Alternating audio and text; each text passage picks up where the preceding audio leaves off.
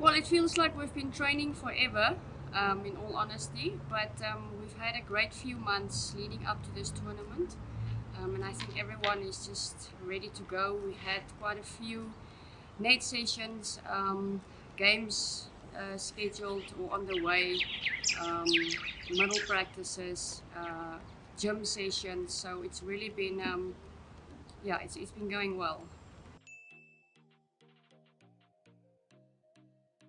Obviously, to take part in international cricket once again. Our last international tournament was in 2019. So it's been quite a while since the COVID pandemic hit. So we are quite excited to get the international thing going again.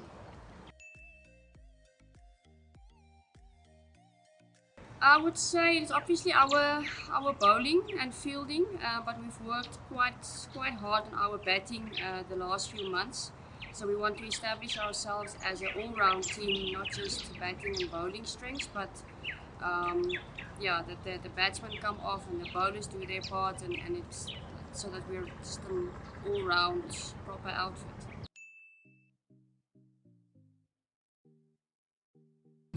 I think every player sets themselves a personal goal in what they want to achieve, whether that might be scoring a 50 or taking 5 wickets. I think personally for us as a team, it's just to take it game by game and try and do our best and eventually get a positive result. I think that's what we're looking forward to seeing, that this is our first tournament in quite some time.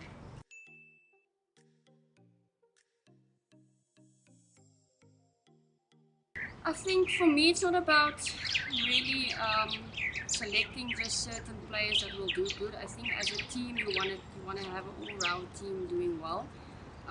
But I think in terms of bowlers, I would like to see someone like Sylvia, Shihepu, and Arasta Dirghar doing well.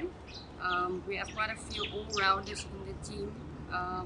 And then batting wise, I think if hopefully our top order, Artin van der Merwe, Kaylin Green, if they can all come together, then I think we'll have a pretty good show.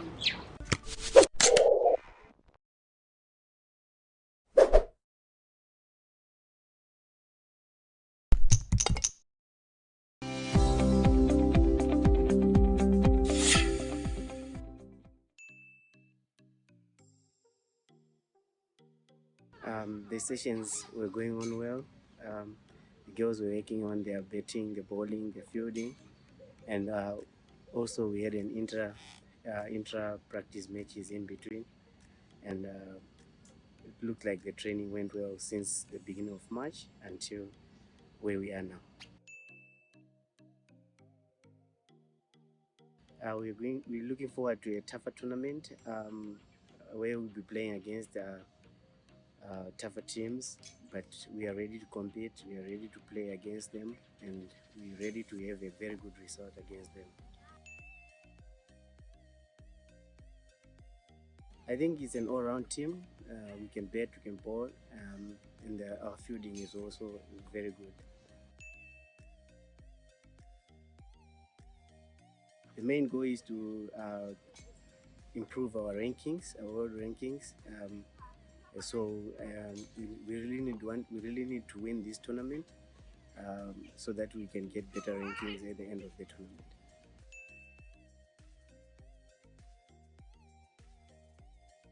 Mostly the most experienced players have to take us through, players like Loramo Pakedi, Shamila Musuyu, Florence Samanyika, not excluding the youngsters like Tapelo Mutise, Tuelo Shadrick, Amante Mukote. I think they are going to do well during this tournament.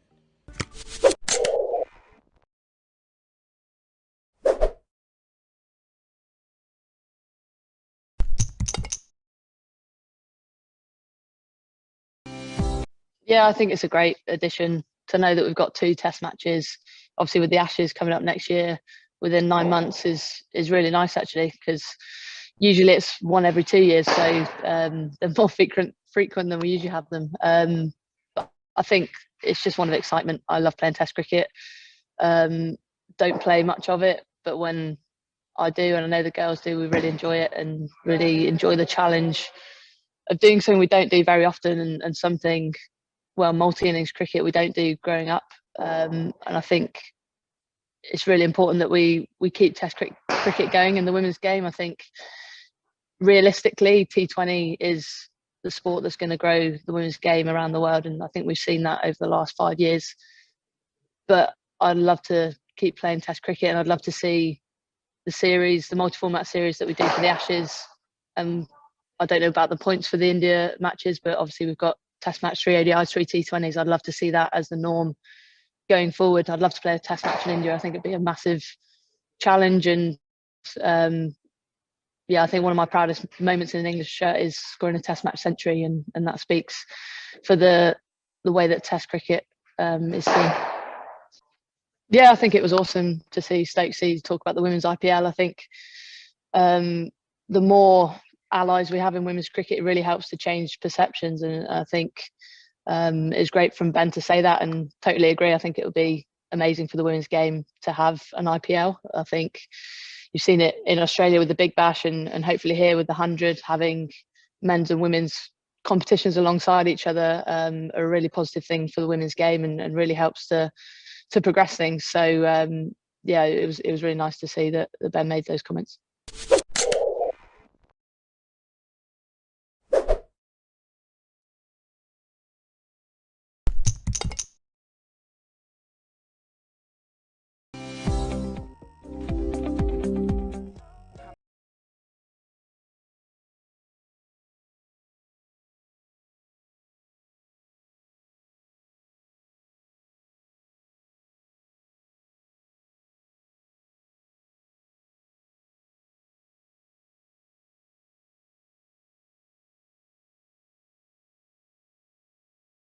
And helmets for now.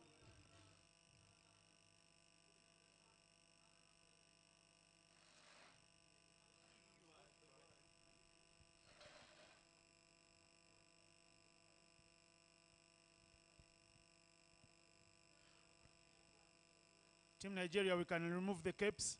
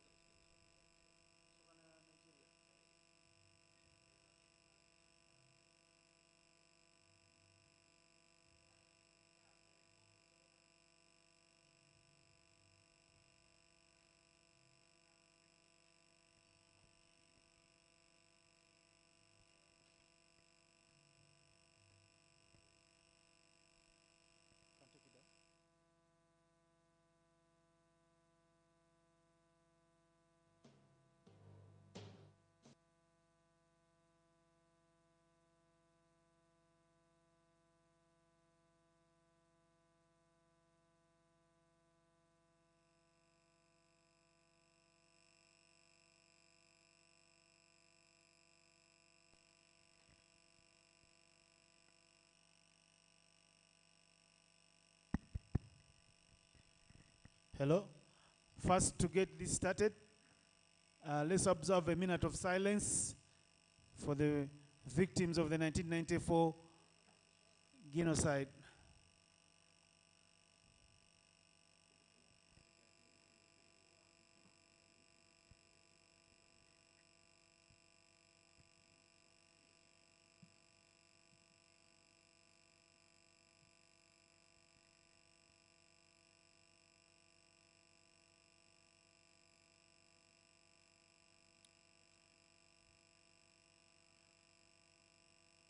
The home team for the second match of the Kwibuka is Namibia.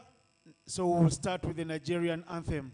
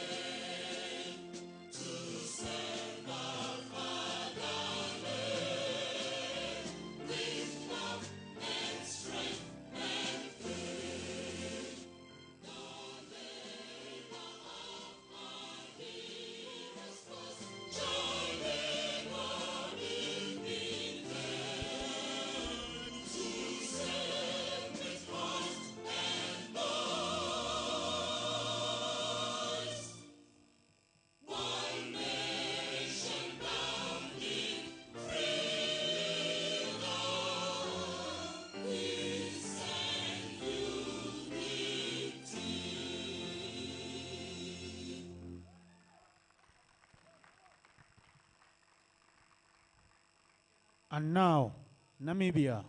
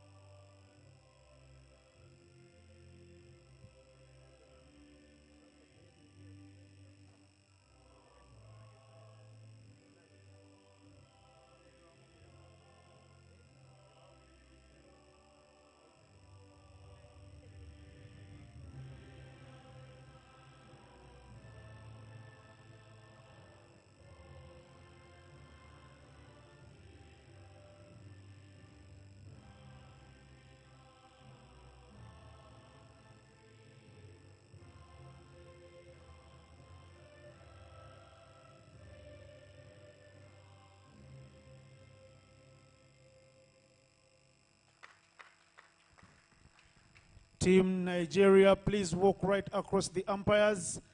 Share a fist pump with them.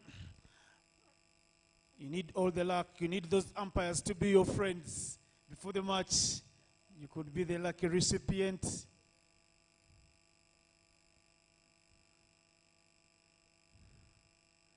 Team Namibia, do the same, walk across the umpires. The umpires of today are Vicky Prajapati. Eric Hira is the third umpire, and Claudia Nitashingwaki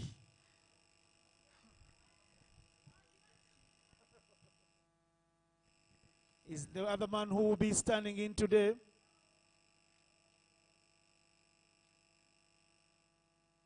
Team photos now. Quick team photos. We still have another 5 minutes, 5 to 8 minutes to play with before the first ball is bowled. So let's take the team photos.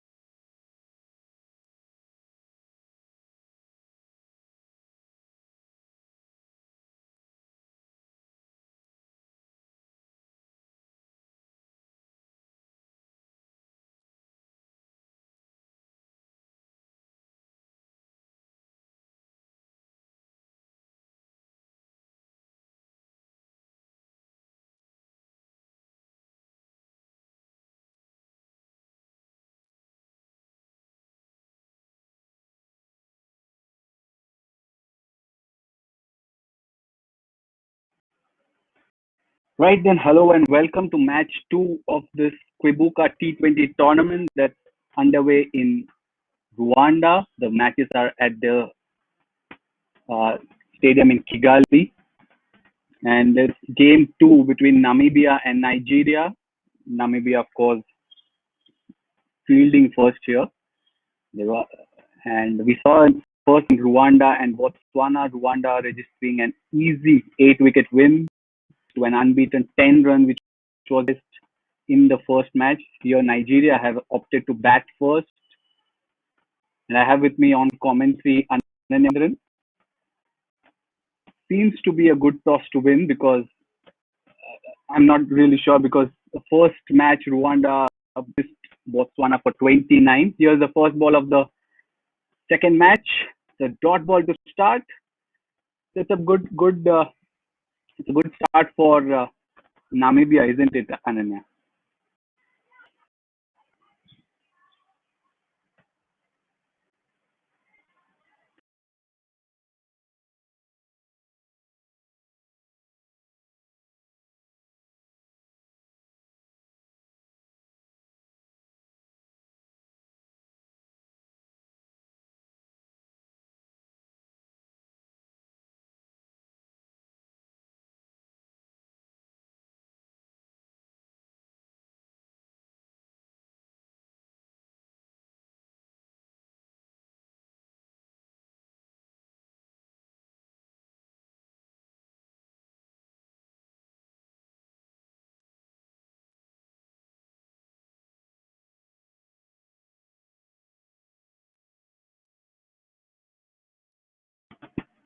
Good couple of deliveries there.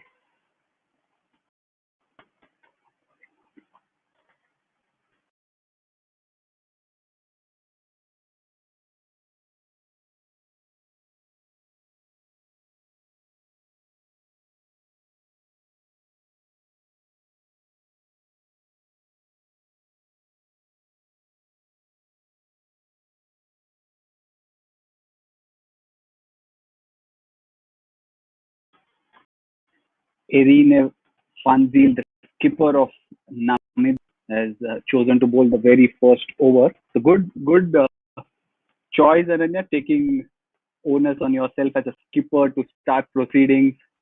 Remember, she's become very disciplined so far outside of the channel on a length, beating the opener. You thought, is it a good sign to see your captain bowl the first over, Ananya?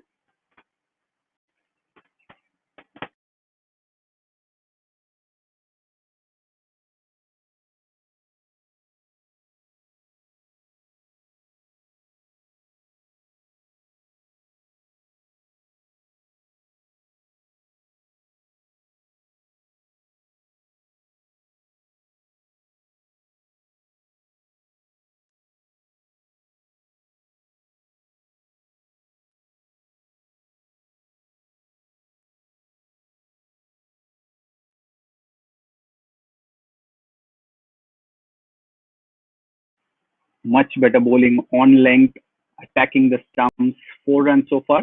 The first two more balls to go. A couple of wides as well.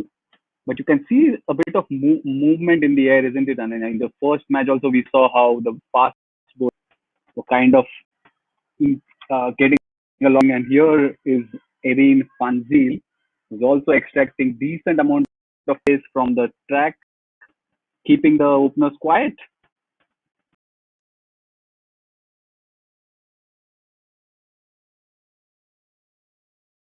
The first over gone. It's a disciplined start for Namibia, who have been asked to bowl first. Just four for no loss.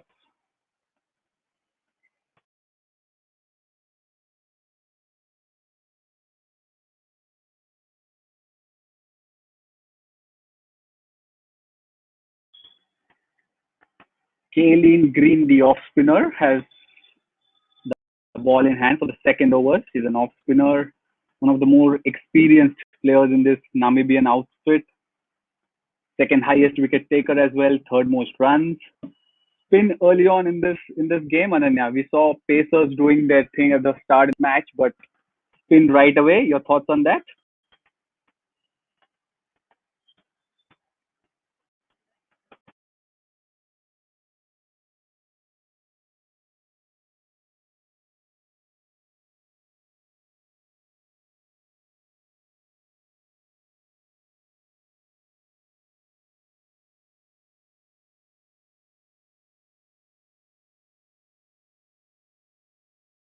It's a bit of a stifled appeal for an LBW, not given, and seemed as if height was an issue, perhaps going down leg as well. But there's a bit of turn as well with the new ball that we are seeing here. There was swing, there's a bit of turn here. Bowling conditions, it seems.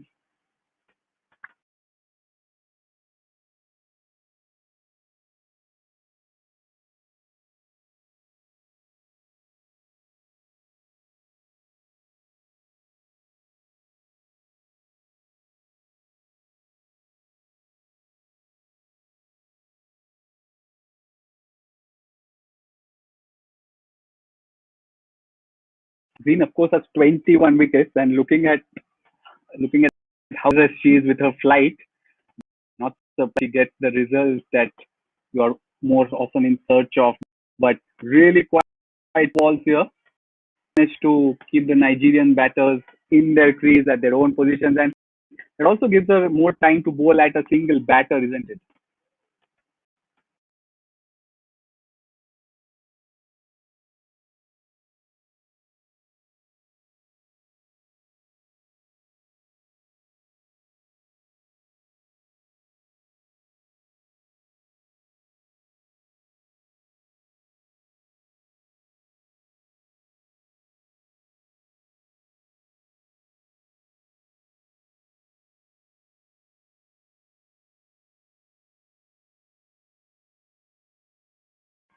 So 2 overs gone, four without loss. So quiet start for Nigeria, who wouldn't have really thought of that because they remember have won the toss and chose to bat first. Quite sunny conditions, but really the ball nipping around a bit, the ball turning as well. And here's Irene Fanzil back into the attack for a second over, the skipper of Namibia.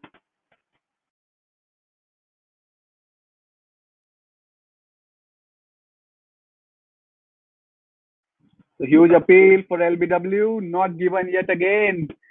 Clearly going down leg, but this is really interesting bowling that she's slowly gotten in line of the stump. She, remember, began well outside off, bowled a couple of wides.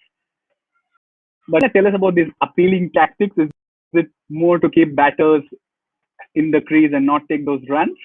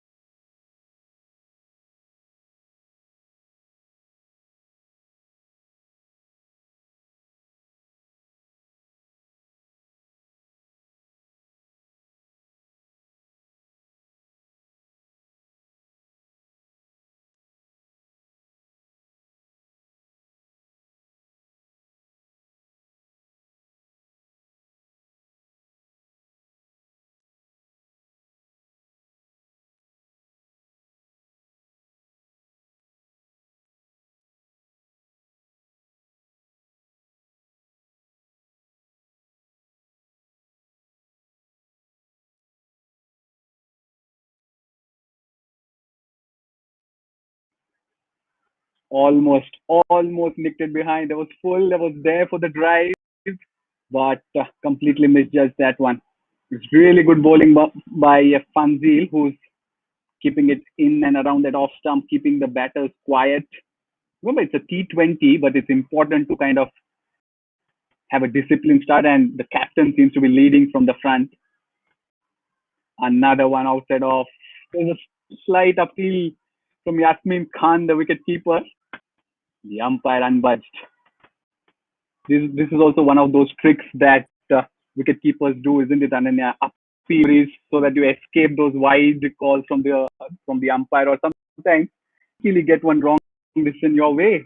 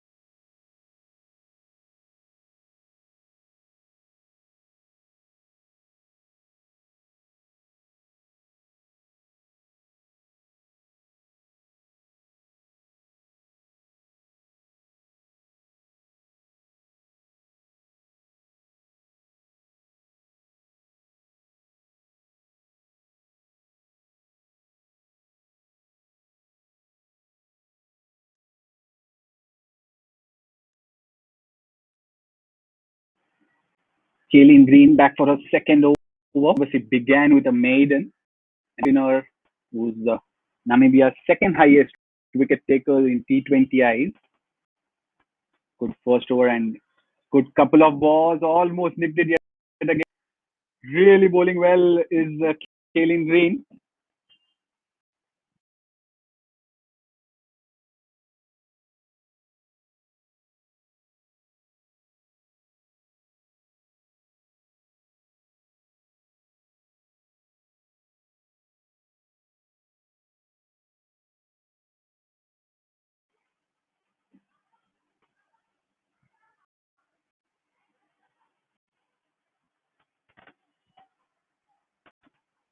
And another one outside of first runs of Kaylin Green's bowling. It's punched towards the third man.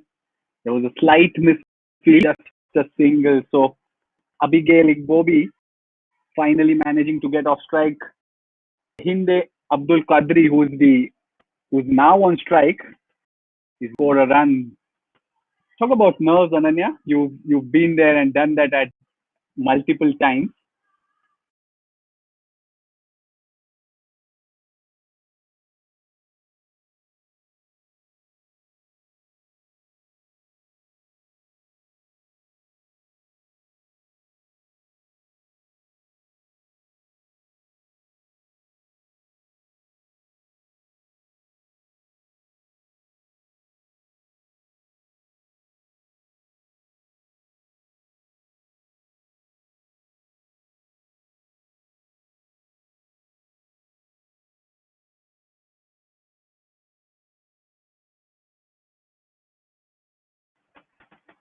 Eight out of 4 overs.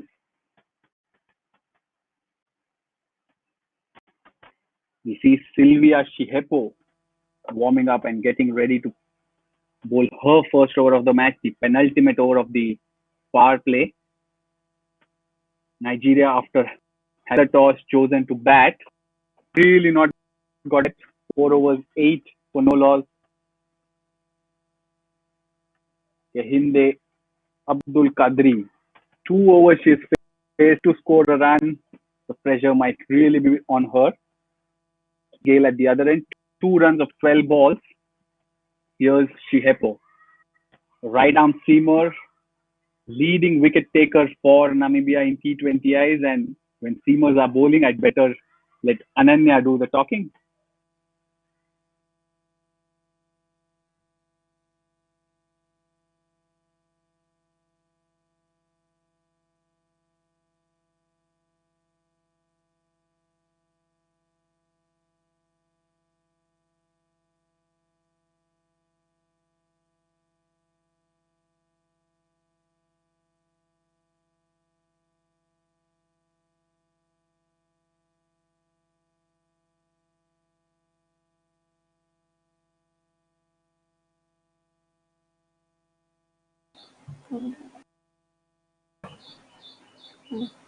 She has a nice, strong action, Sylvia Shihepo.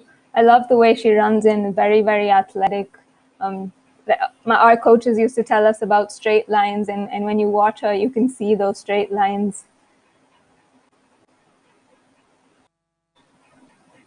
Nice action, nice carry through to the keeper. It's been slightly uneven, the bounce.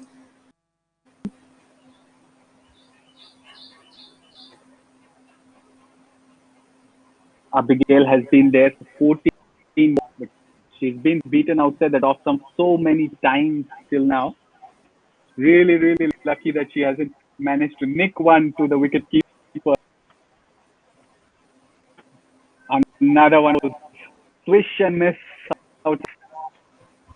Is it to do with the conditions, Ananya, or is it about the length that Fanzil bowled first and now Shihepo is bowling? What do you think is it about? I think it's probably a combination in length. They're not sure whether to come forward. They're kind of stuck in the crease, not really moving back either. We see now that she's gone back. She's kind of gotten on top of the ball, managed to play a good cut shot.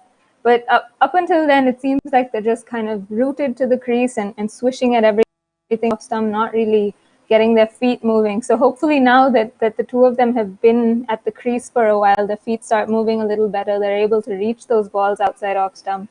But in T20 cricket, you know, you need to be a little more proactive.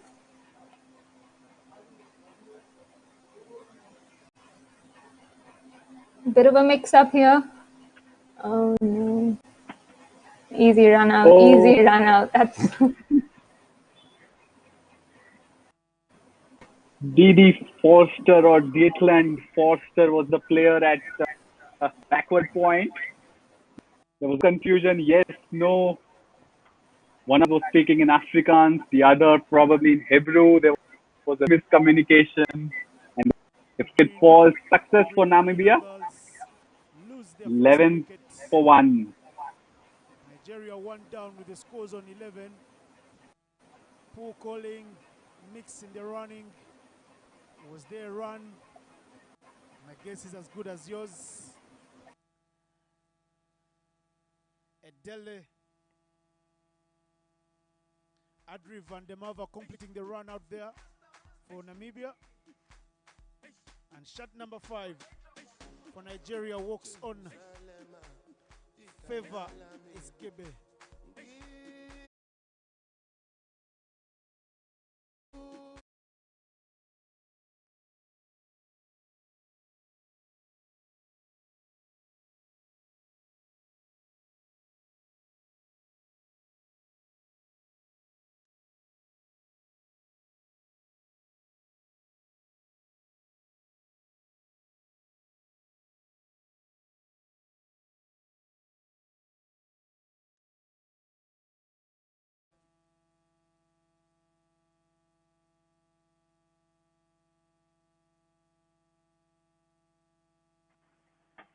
Right, 5 overs done and dusted. Nigeria 11 for 1. We have a change in upstairs here. Ananya leaves us. Yes, she joins us. Van der Merwe was the run out, and for Nigeria, Favor walked in at number 3. It's Abdul Qadir who's facing Kylene Green for the third over, the last one of the power play. She's really managed to keep it as Green with her spin and slide. Really targeted the channel around off, outside off. There's another gentle push towards the offside. Hinde Abdul Qadri was the player out. Give a favor. The new Igbobi Abigail is in Green now. Yes, your thoughts on the proceedings so far?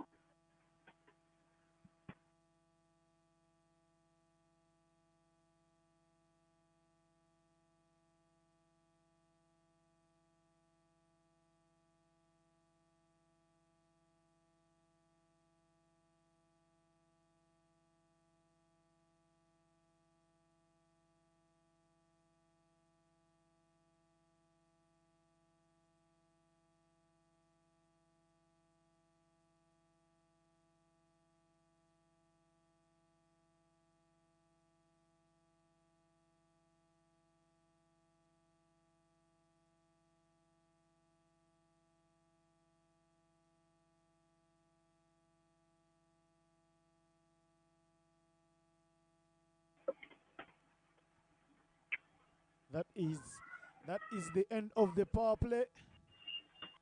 11 runs on board for the green and yellow girls from Nigeria. 11 for 1 after 6 overs. A tidy spell going on there for Kyle and Green with the slow ones. And shot number 11, Slivia Shihepo to ball from the airport end.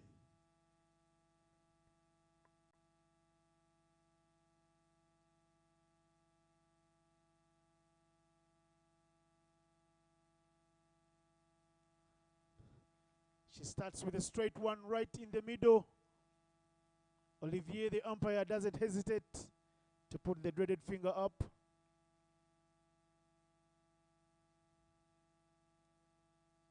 "11 for 1" becomes 11 for 2.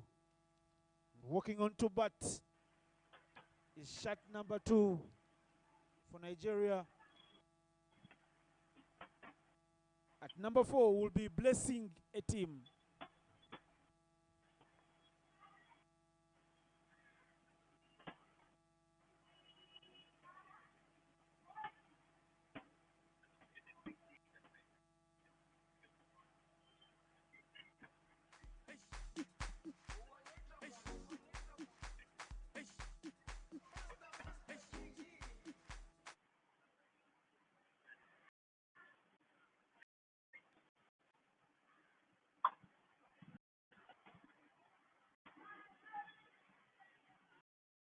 A team walks in at number 4 for Nigeria, the leading run scorer for them in T20Is, to relatively after a slow start. One of the fascinating things so far, power play is done and dusted, 6 overs gone, is that Nigeria couldn't score all right, but Kaylee spinner has bowled 3 quick overs, economical spell as well. So your opportunities have been stolen, isn't it, Yash?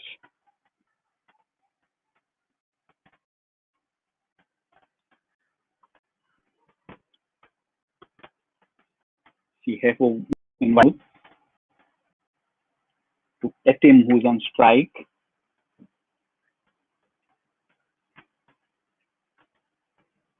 Back of length delivery pushed towards the offside. Blessing Etim still yet to open her account. The leading run scorer in T20 has 227 runs is what she has to her kitty. And she's the only one where there Shihefo seems to have been overstepped there. It's a free hit coming up.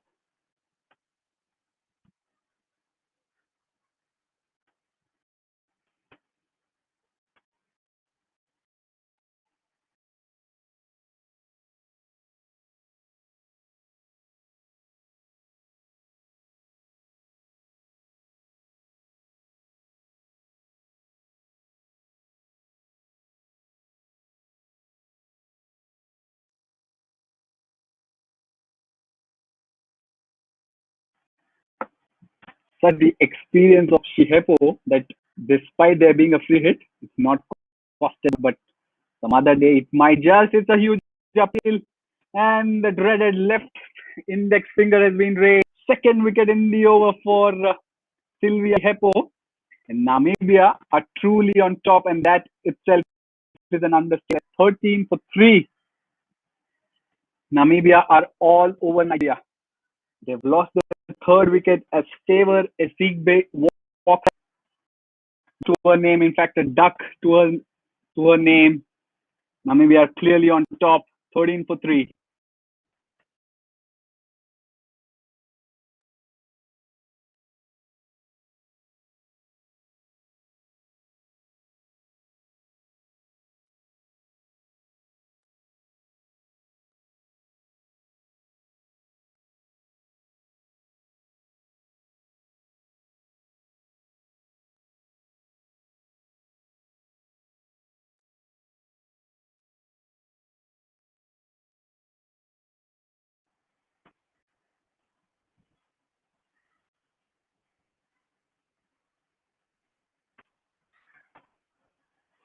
Lomi Sunday walks in at after the fall of that third wicket for Nigeria. Jersey number 6. But Sylvia Shihepo, leading wicket taker for Namibia, has really enhanced her credentials. She's picked up 2 more in the single over. And there's the next one. No footwork as Sunday pushes it back to the bowler. Remember, it's match 2 in this Kwibuka T20 Tournament being played at the Gahanga International Cricket Stadium in Kigali.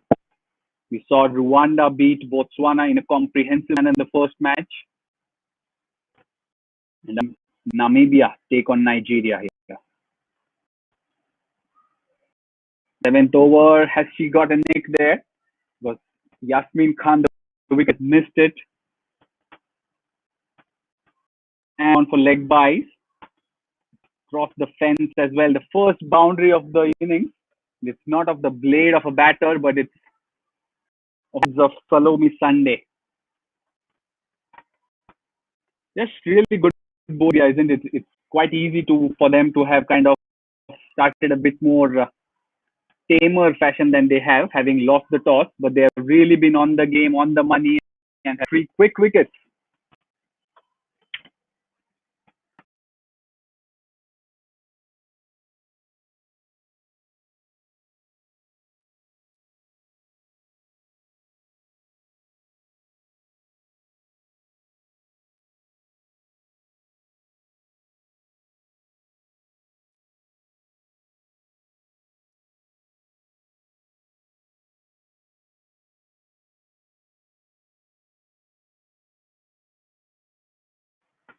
So Kylie Spain and Green is back for her 4th over, and there she is, as generous as ever with her flight, tossing it outside. She's not really afraid to flight the ball in the format that we are looking at. It's the T20 as a core. 13 for 3, 17 for 3, good time to bowl, of course. But look at 3 overs, she's bowled 2 maidens. She has to pick up a wicket. Someone's complaining from Namibia. Everybody in Nigeria is. That's tossed up again in the line of the stump.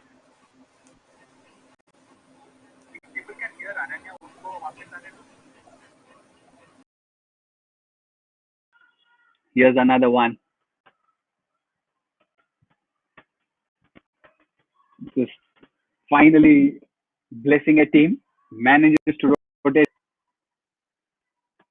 One thing's for sure, Kale end up with just 2 maidens to her name because blessing a team to rotate the strike. Salome is on strike now. Yes, it's Sunday, June 6th, and will it be her day?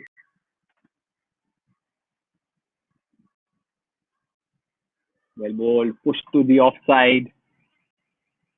Really want to know what goes inside Kaylin Green, taking the new ball, bowling spin with field restrictions all round. Begin with a maiden, you bowl another one. She's really having a day, but as they say, commentators curse, tossed up outside off, driven firm through the covers for a boundary. Sunday's day, as I say, and it seems to be Salome's day. It's a wonderful, wonderful cover drive.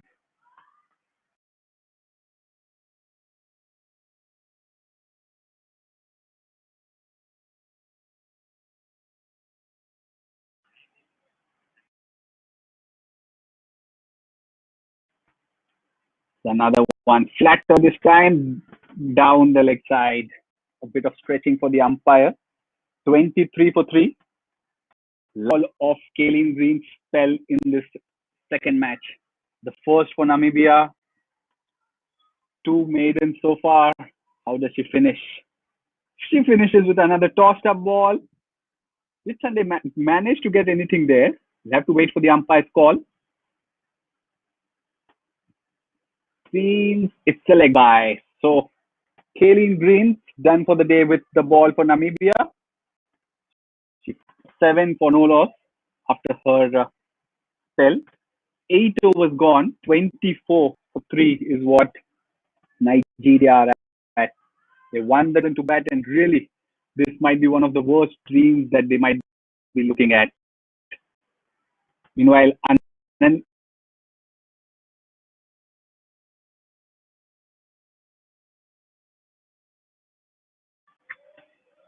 some technical issues meant that Ananya is back with us on commentary. Ananya, your thoughts on what you've seen so far?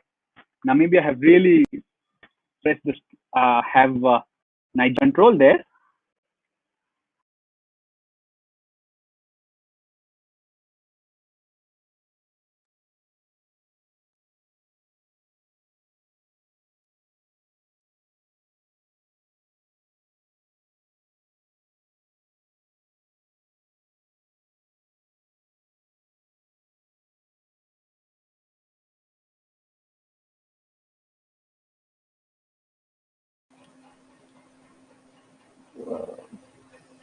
Okay. Well, yeah. Well. How I see proceedings is, I'm not quite sure actually. I've been very, very impressed with the way Namibia have come out with the ball. They look like a well-drilled unit. They look like they've had a decent amount of practice under their belt. And the way Sylvia Shihepo has bowled, she's someone who generally bowls with the new ball for Namibia.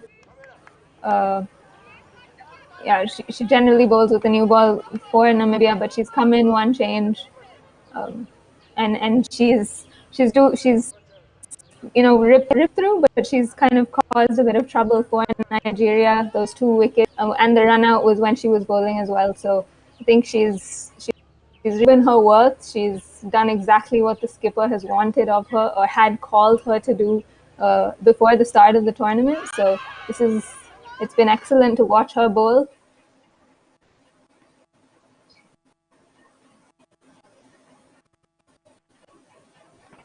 Wilka Mwatile has been brought into her first over in this match, in this tournament.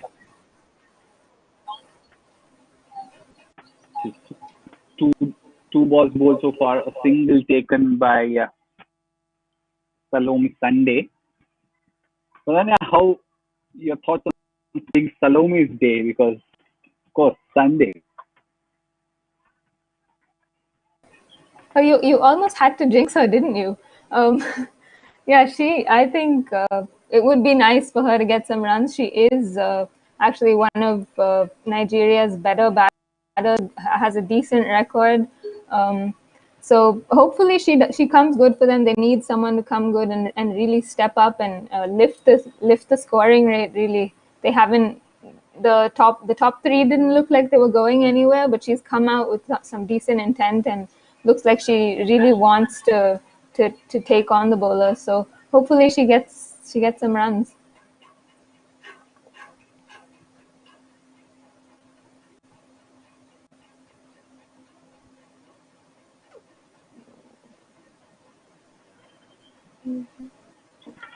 Dot ball again, not really trying to see singles because we saw in the first match that there were runouts galore, and that's something Nigeria seem to be mindful of not repeating in this game. Remember, 5 teams compete for the Kwibuka T20 Tournament. It's a round-robin format.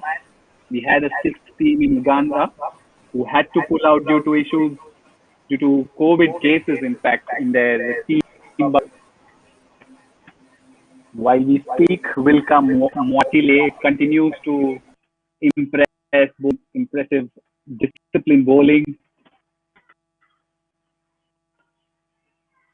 Are the conditions helpful for seamers from what you've seen so far, Ananya? Well, I'm not really sure. I think Shihepo and Mwatile so far, and Irene Van Zyl as well, have seemed to have been able to extract some movement from the wicket. They did get the ball to swing a little bit. Shihepo, of course, bowled very straight line, so I guess we weren't able to see too much of that movement. But it doesn't really look like there's too much carry, funnily enough. They are hitting the deck quite hard, but not really able to extract much from it. But yeah, hopefully, I think what they've shown is that if you bowl straight on this wicket, it's hard to go wrong. I don't think the batters have really come at them, or really challenged them too much to force them off their lines and lengths. So they've, as all these players typically say, bowl in the right areas. They've bowled in the right areas, and Nigeria haven't challenged them at all. Right, 9 overs gone, 26 for 3. And remember, it's an era of fantasy games, and we have our digital fantasy sports partner in Players Sports. For those of you watching, hope you've got your teams ready, you've submitted them, and you are now counting on points.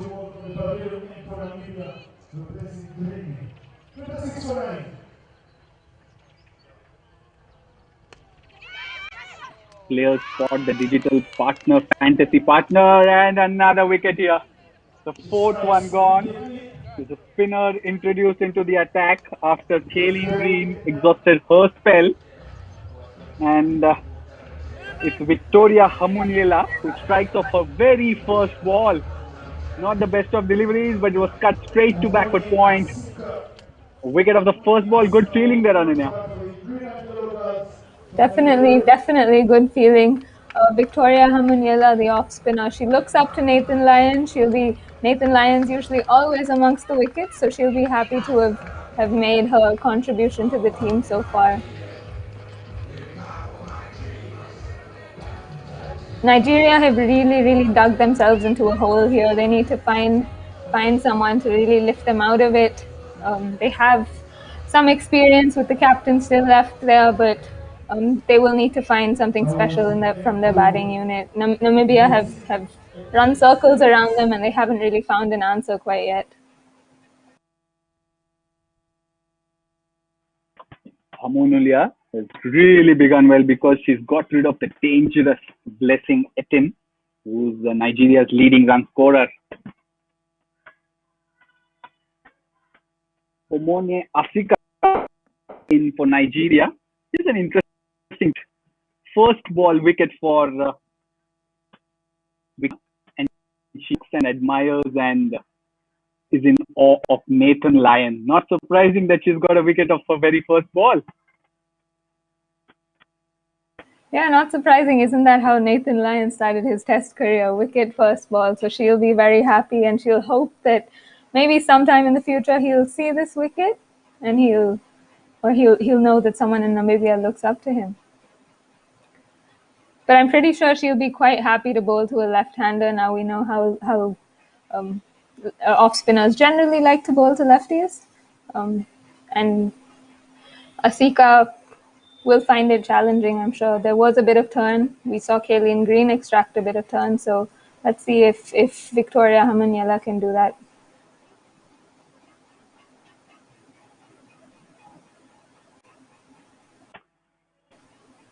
Asika scampers through for the single to get off the mark. 27 for 4 is the 10th over of the proceedings. And clear spot.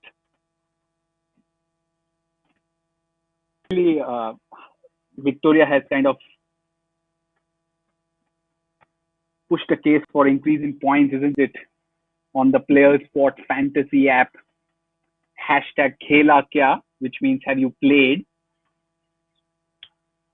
So, your thoughts, Ananya, has she bailing green already by virtue of her picking a wicket? Well, I guess so. She would have earned a decent number of points. Hopefully, people had her in the Player Spot teams. But she looks to be in pretty decent rhythm. Has stuck to a off stump line. Looks pretty good. Ended that over quite well. 10 overs up now for Nigeria. They'll need to get a move on now. They'll need Salome Sunday to get a move on, to find the boundary. She does play an attacking brand of cricket, so hopefully she's able to find a bit of a rhythm, and Amonya Asika is, gives her a bit of a stand, provides some support, and also plays with a bit of intent.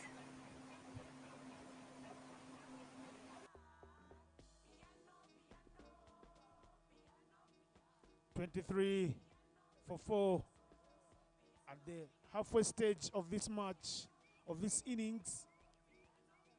The green and yellow girls still grinding it out there. Very good over from Victoria Wamnyera and Slivia Shihepo to continue as well from the other end.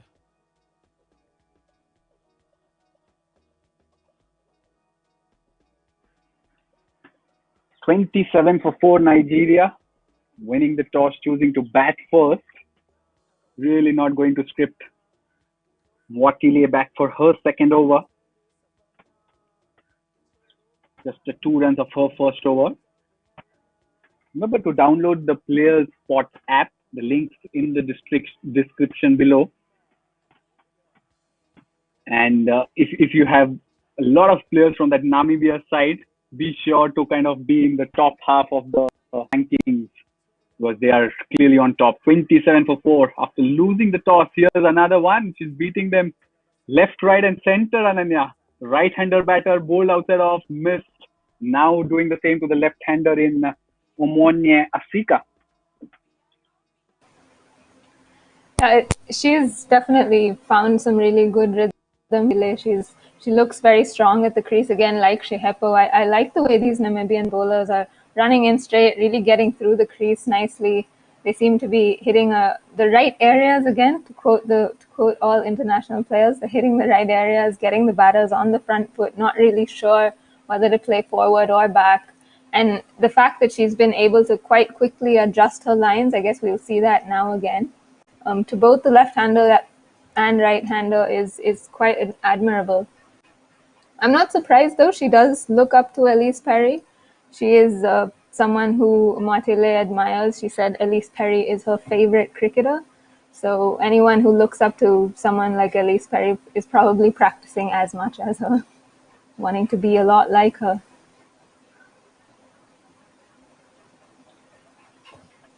Let's talk about Salome Sunday a bit, because she's really looked good so far. So that lovely cover drive off Kaylin Green, and here's another punch to the offside.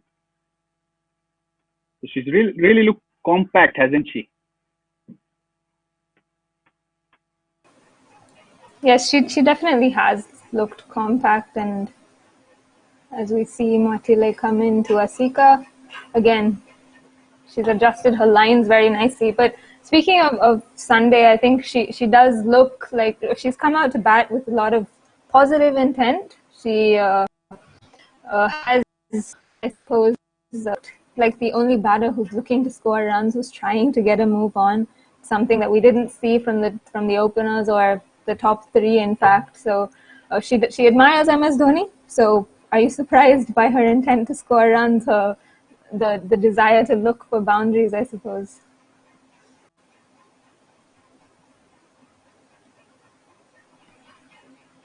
T20 is a format you really don't look at ages, and she has the best among the Nigerian batters in excess of 28 at the end of the 11th over 30 for 4. Do you really judge players based on the average batting average in this format, or is it if it's good, it's just good and you move on? Are strike rates more important than averages in this format, Ananya? Yeah, well, I think strike rates have proven to be much more important in T20 cricket. 4 wickets down. Nigeria are still fighting. They're grinding it out there. And to continue from the pavilion end is Victoria Wamunyera. Well, Hamuniela comes in, nice. Oh, no. Oh, that was tight. I think, well, it would have been a huge curse, commentator's curse. I don't know if we can call it a women's cricket zone jinx if Sunday had gotten run out then. But yeah, I think like you mentioned, strike rates are much more important than averages. But if you have a decent strike rate and a decent average, I suppose it helps. Someone like Sunday, you mentioned her average above 25, but she also strikes at is the only Nigerian, or one of the only Nigerian batters to strike above 100. And as we say that, she seems to have lost. Asika seems to have fallen to Victoria Hamuniela, her second wicket of the match. Namibia well in control here.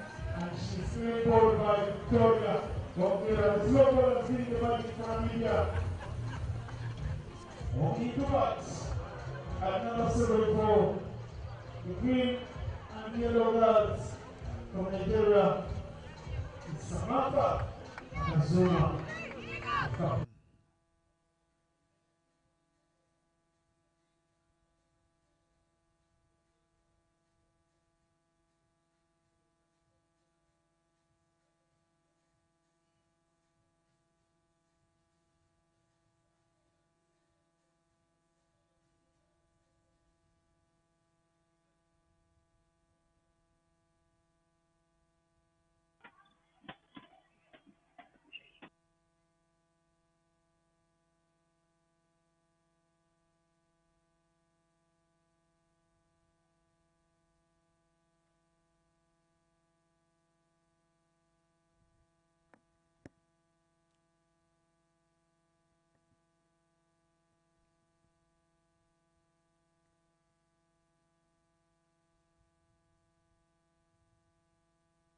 Samantha to face Victoria. Right, 30 for 5 Nigeria. The skipper Samantha Agazuma walks in to face Victoria Hamuniela, who's on a roll. 2 wickets so far, just 1 run conceded, and she begins with the ball on off. Good start for Hamuniela. 9 balls bowled so far, 2 wickets and just a single. Can you compare how Kaylin Green and Hamuniela have bowled, Ananya?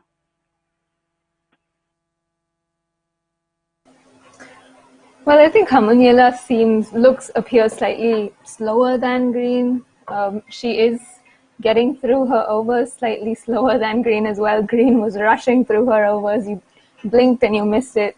But Hamuniela seems also slightly slower through the air. She's bowling slightly straighter lines as well, attacking that off and middle stump, getting the batters to play a lot more. We saw Kaylin Green kind of getting the batters to swish outside off stump, play and miss at a few.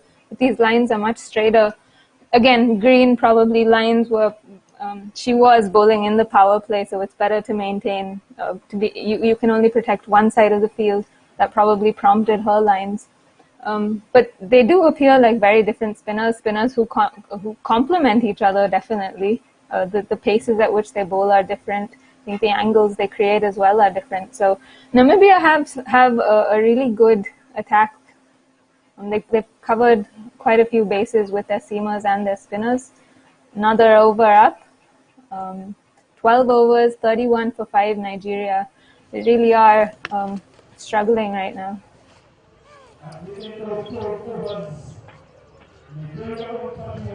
2 wickets for 2 runs for Victoria Hamuniela so far. It's her best figures in T20I.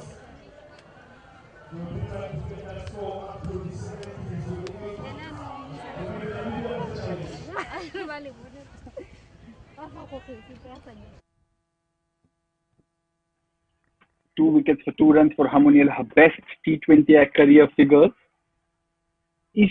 Could she be the player of the match?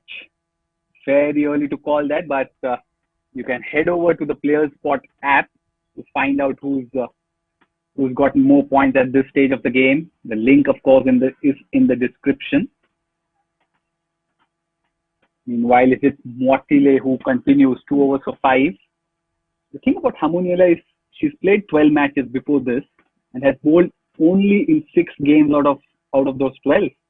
So already she's bowled probably more than what she has so far. 2 overs for 2 runs and 2 wickets. A lot of 2s there. The jersey number 90. You see Samantha Agazuma blocking that one of Sylvia Shihepo, who's back into the attack. The wicket taker for Namibia in T20I has added 2 more to her kitties when she bowled the last time. And 31 for 5.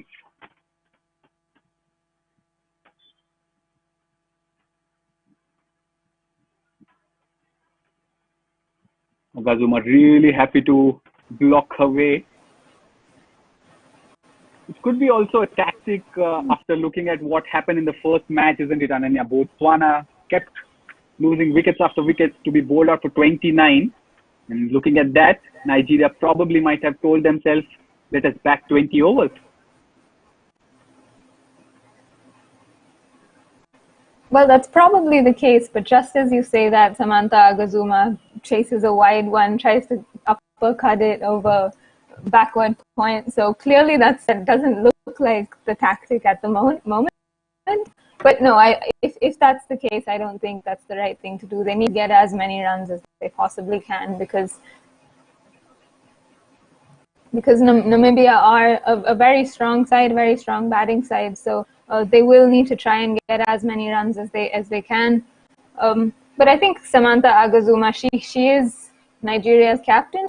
She's also one of the most experienced players. She has been around since the early 2010s, 2011 or 12 was when she first played international cricket or played for Nigeria, played list A cricket for Nigeria. So she has been there, done that. She knows what faced these teams. She's probably faced them through the years. So hopefully she's able to kind of play herself in quickly and find a bit of a rhythm or find a way to score against Sylvia Shihepo, who's clearly proving very difficult to get away as they steal a single to mid-wicket.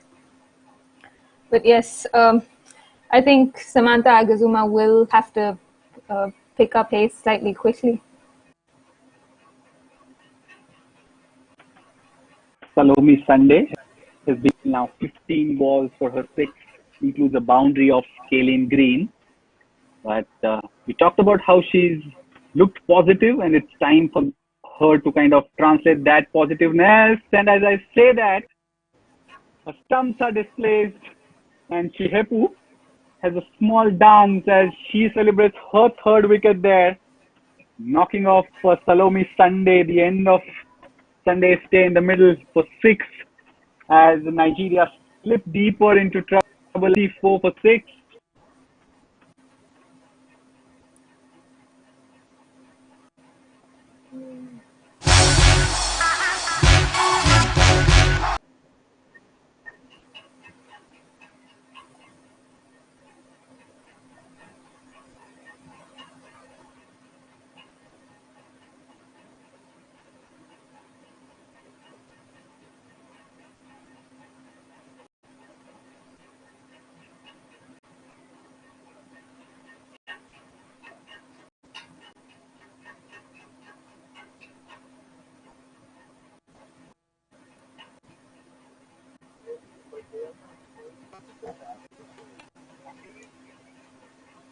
On the app. Agatha Obulor walks in next at the fall of that 6th wicket. 34 for 6 for the green and yellow girls from Nigeria.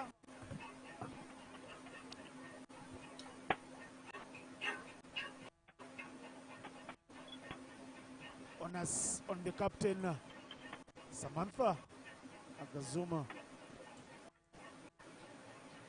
With another 7 overs left.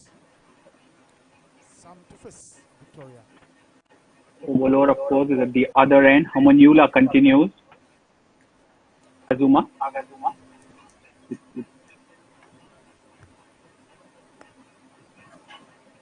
Quick single taken, that's excellent running. This is the first time we've seen a bit of urgency there. Samantha Agazuma pushing it towards cover, a wide mid-off, if I may say, and taking off for that single. First ball for Agatha Obulor, who's walked in at the fall of that 6th wicket. The one batter who hit a boundary is not in the middle anymore, Ananya, and it's a lot more pressure, a lot more responsibility on the skipper Agazuma as well as Obulor. There is plenty of responsibility on these two.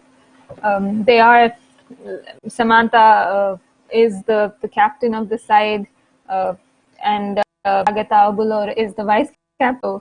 They are the duo you would expect to take a bit of responsibility. But I think more than responsibility, they need to find ways to score runs. They need to show like a bit of urgency, just like this single, taking this single. Finding different ways to score, I suppose, and this is exactly one of them, dropping and running. If the bowlers aren't giving you boundary balls, then you have to find a way to score runs. And I think Agatha Obulor has shown her experience, dropping, running quickly, getting to the other end, getting a captain, someone who's been there for a while. So let's see what their game plan looks like going forward.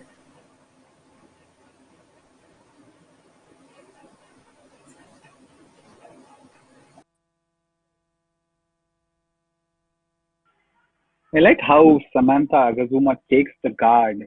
She keeps her bat away from her body. We've seen different ways. And what's that? Cutaway? Was it a catch?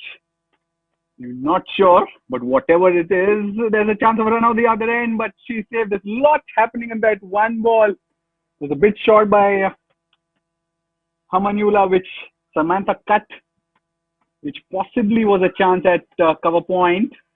And then they took 2 runs as well. Lots happening in a bid to up the ante, as you say. 38 for 6 in 13.4 overs. So another wide-ish delivery. Has she managed to get it over the infield this time? Nope, she hasn't. What she has managed, though, is to spoon a catch to covers. Another wicket falls. The captain walks back this time. 38 for 7. Make that 7. Third wicket for Victoria Hamanyula. Gazuma, the captain, was trying to go big, but she could only hit right into the hands of Kailin Ann Green, who bowled a beautiful spell. 38 is the score. Well played, Sam.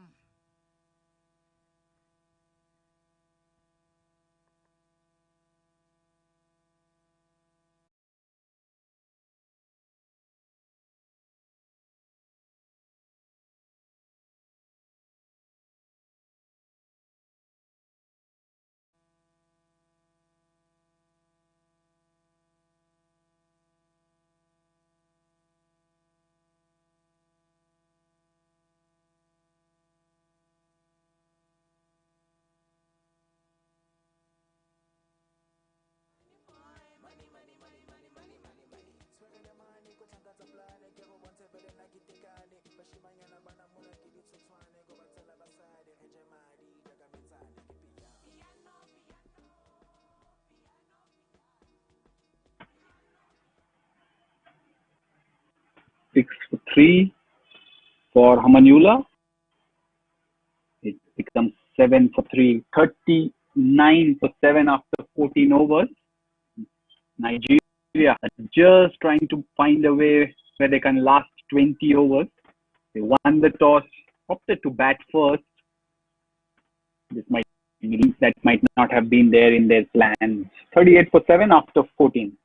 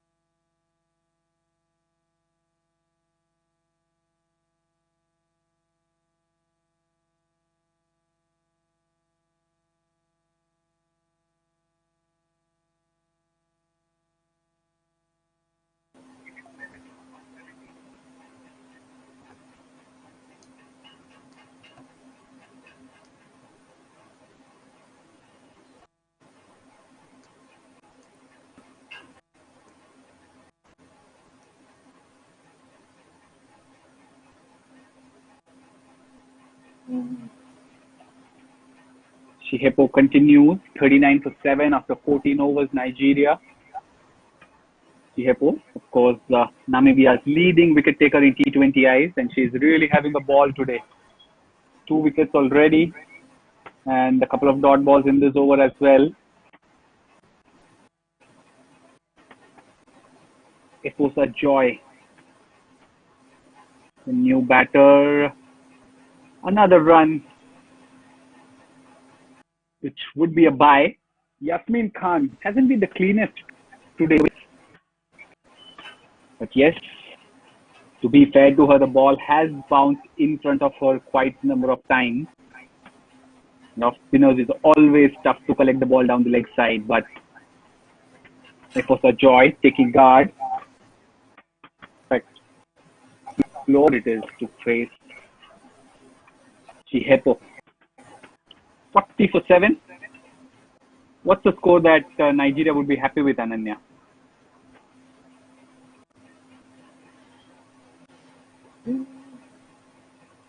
Well, at this stage, I think they'd be happy with anything above 80. It looks like a mountain to climb at the moment.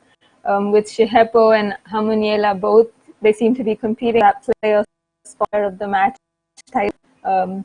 But yeah, if they're able to get a runner ball here, maybe once every over. But I think a lot of that will ride on how lower bats. Neither of these batters are known for their big hitting, so they'll rely a lot on running, the dropping and running, as Obulur is showing. So I'm not sure what they're looking for at the moment. When I started the innings, it looked like they were looking to get 55, 60. But I think right now, hopefully, if they want to challenge Namibia, they have to get above 75, closer to 80, I think.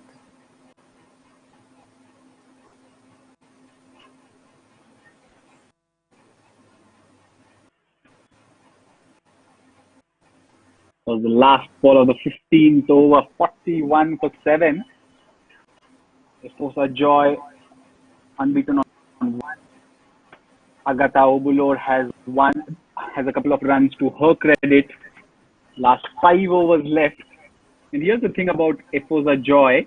She admires A.B. de Villiers, the former South African men's cricketer who's known for his antics with the bat all around the world.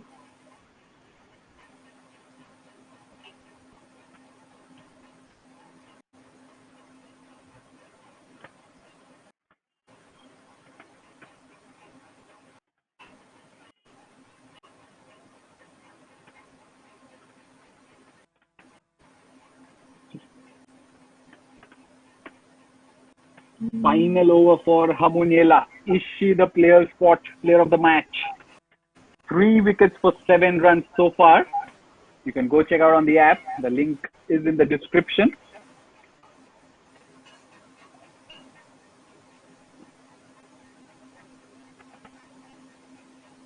So disciplined, giving nothing away in terms of width or pace there. Last over for Victoria.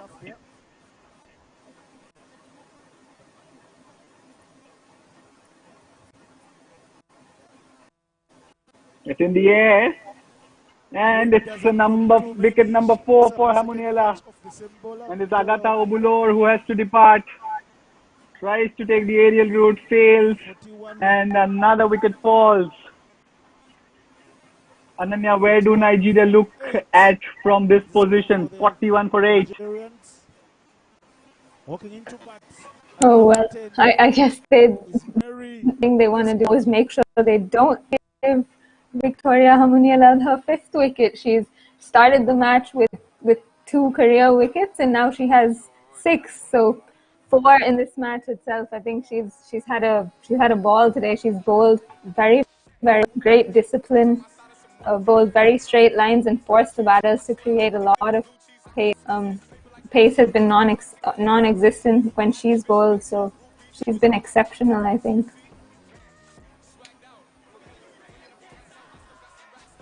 Four wickets for just 7 runs. And remember, she's a spinner. And we were just a while ago discussing about between Kaylin Green and Ivela might have more points.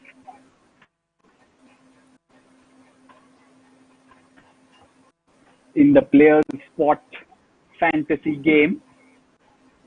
That out by clicking on the link on the description, but clearly Hamuniela has 4 wickets for 7 runs. She's really, really tough to get away. 41 for 8 for Nigeria after winning the toss. Tossed up nicely, gets to the pitch of the ball, but for a quick single, she gets off the mark, does Mary Desmond. With that, Victoria Hamuniela's spell comes to an end in this T20I. 4 overs, no maidens, 8 runs and 4 wickets. She has really broken the back of this Nigerian batting. 42 for 8 after 16.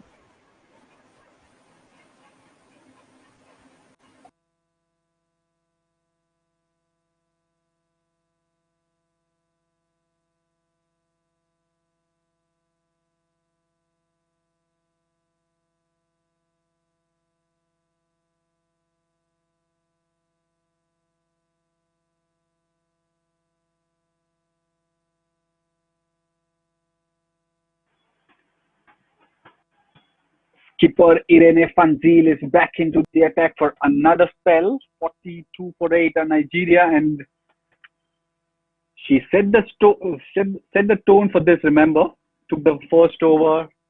Here she is back for a second spell.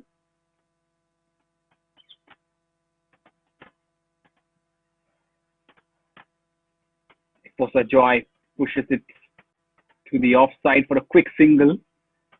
She admires AB de Villiers. She keeps wickets as well, like AB does sometimes. Fanzil, tell us more about her, Ananya. How impressive she's been with her seam bowling so far. Yes, well, we saw early on she was getting the ball didn't get her lines quite right in that first over, but she was able to extract movement that we haven't seen from the other. She very good length, very impressive. I think she's again she like you said, she set the tone. I think she hit a hard length. The batters weren't sure whether to come forward or back. A lot of and missing. I think those Nigerian nerves only doubled after Irene Vanzil's first spell. And she's coming back, closing out the innings with the strip. Nigeria finding it very hard to score. That point fielder has been kept very, very busy today.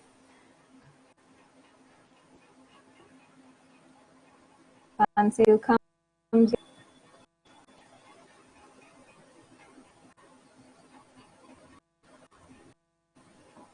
Another dot delivery.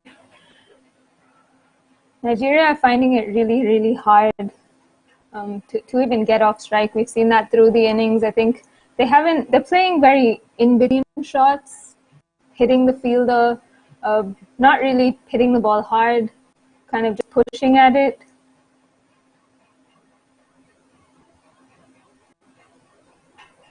And their problems have only doubled because of that, as we see them complete another run. 17 overs. 8, couple more to go. Where do you think they'll finish these last couple of overs? What do you think they're looking at? Anything in excess of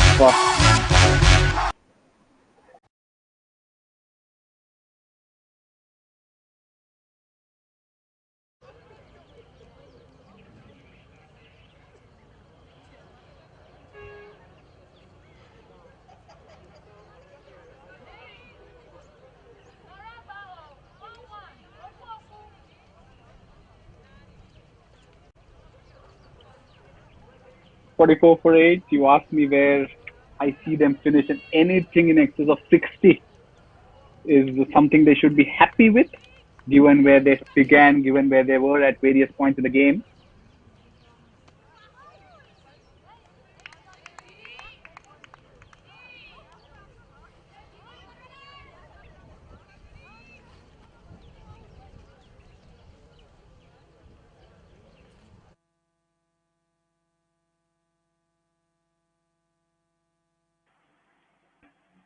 Dytland Foster into the attack. What Fanzil has done cleverly enough is she's tried to keep a spinner from one end continuously, and that seems to be the mantra as Didi Forster, as she's known, is into the attack and tosses it up like Kaylin Green did. Clever bit of captaincy, I must say, Ananya. Your thoughts on that?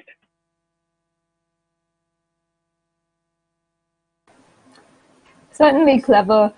We have the spinners haven't really given any pace for the bowlers to work with, so they've definitely bowled, I suppose, conducive to the pitch. It doesn't seem like there's too much pace, so I guess the speeds that they're bowling at really help. And yeah, definitely clever. Nigeria they don't really seem to have much power in their stroke making, so I suppose the lack of pace really works in Namibia's favor.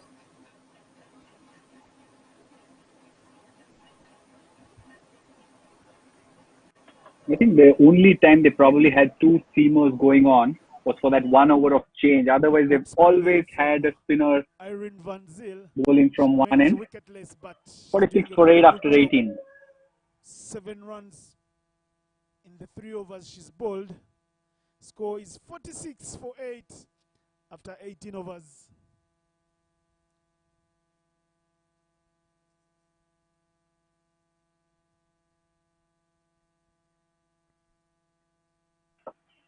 "46 for 8 after 18 overs. Didi Foster bowling her first over. player spot. अपने खेल and clearly spinner seems to be giving the players more points because we saw Harmoniela finish with a 4 for. Before that, Kaylin Green bowled an economical spell. Fanzil, however, has kept things interesting with her seam bowling as well.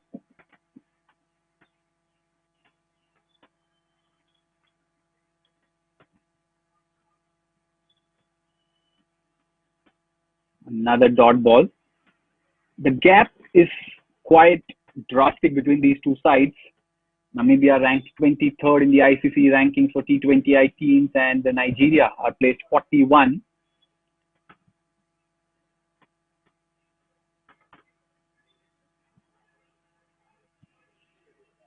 Another ball that takes the edge. There have been more runs off the edges than the middle of the bat, isn't it, Ananya, so far? Yes, they have. Like I said earlier, I think that the point fielder and that short third man fielder have been kept very, very busy today. Lots of runs through that area. So it's clear that Nigeria have relied on being able to use the pace to get their runs. There have been very, very few runs, in front of the wicket. I remember one glorious cover drive early on, but hasn't been much after that forward of the wicket. So Nigeria have relied a lot on using the pace, and I think that's why Irina Vanzil has made sure that she's had the spin at one end, made it really hard to score, and those dots have just been building up.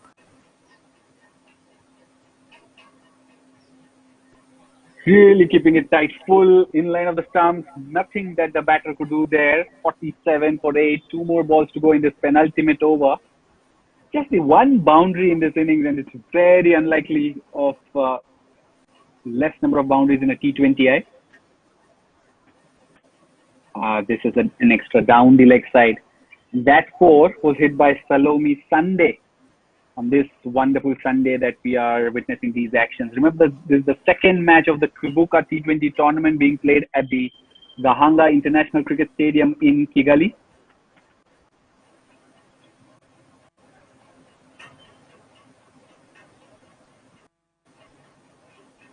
Hosts Rwanda comfortably beating Botswana in the earlier game by 8 wickets. Some technical issues meant that we couldn't commentate on that game. They were Score is 48. 48 for 8 after 19 overs. 6 balls to go.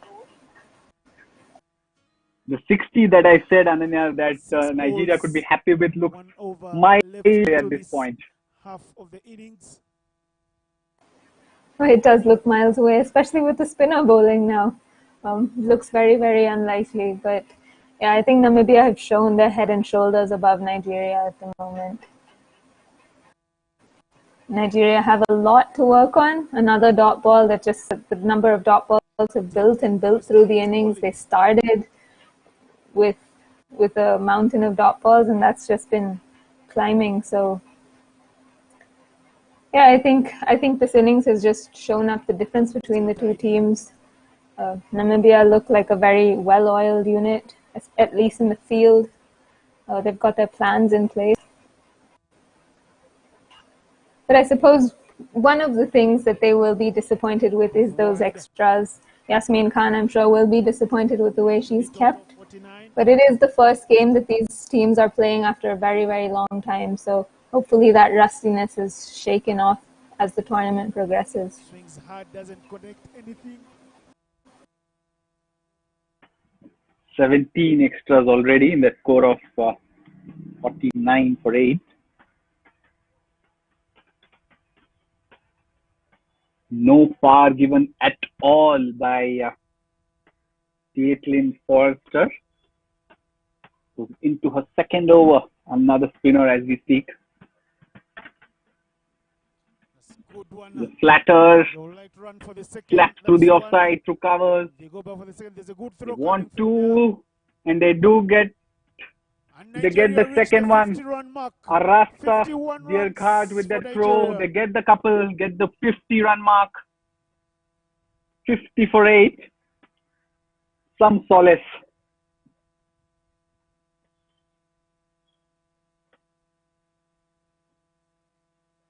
And Didi Foster doesn't want it to end soon. She's enjoying bowling. She bowls an extra down the leg side. Takes the score to 51 for 8. Last ball to go in this innings.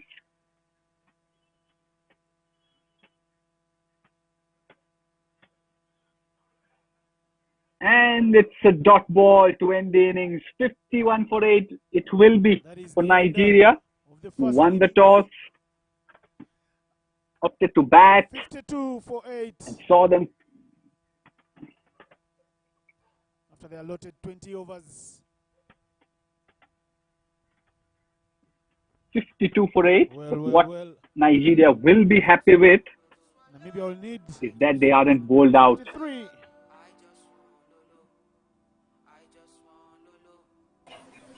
It was a very difficult innings for Nigeria. I think they'll be happy it's over.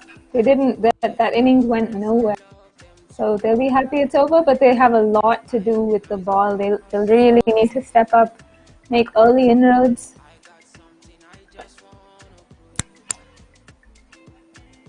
.52 to win for Namibia.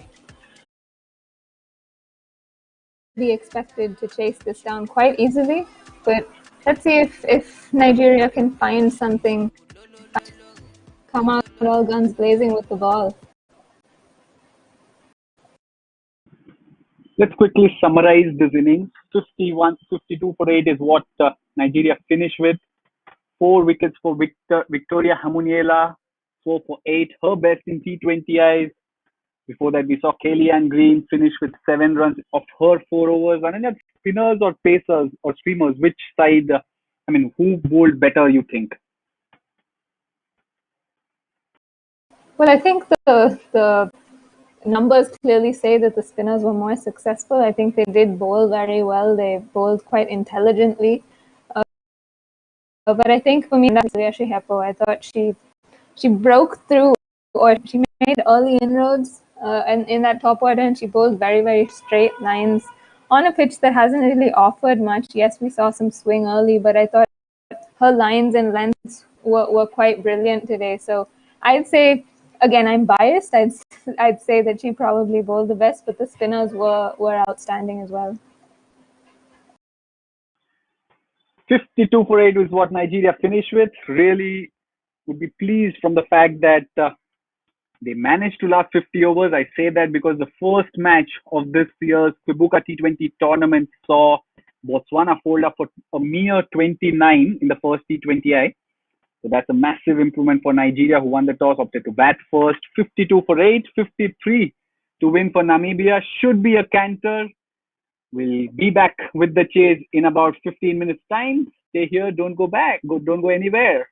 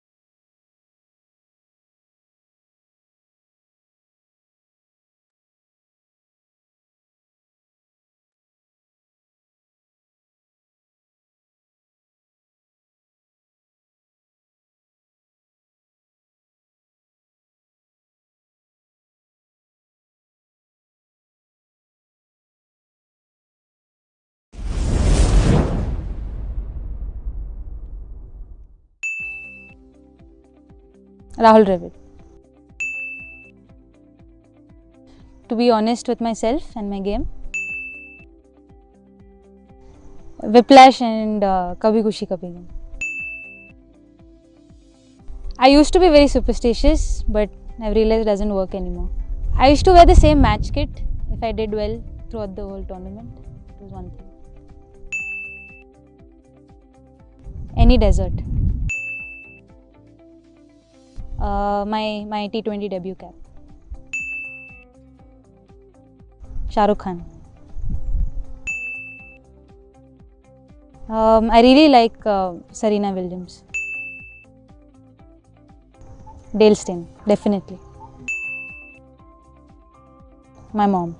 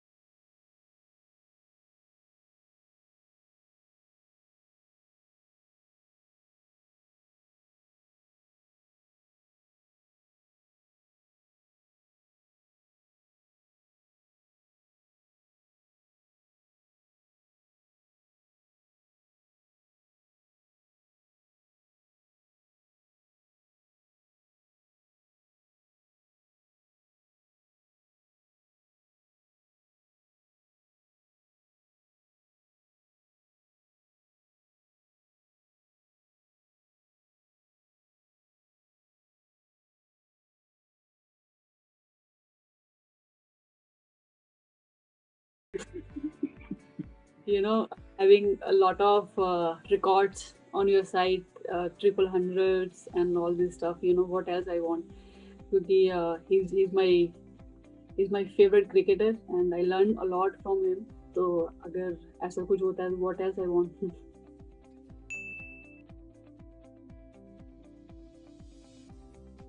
actually very tough, but I will definitely choose 171 because that actually I can say turn a lot of things for us.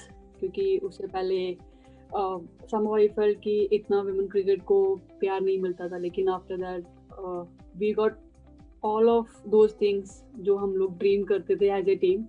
और उसके बाद you know, the kind of fame and everything we got, it's just, you know, because of, like people say because of that inning, but I would say because of our team effort, क्योंकि उस पूरे tournament में the way we played, that was outstanding.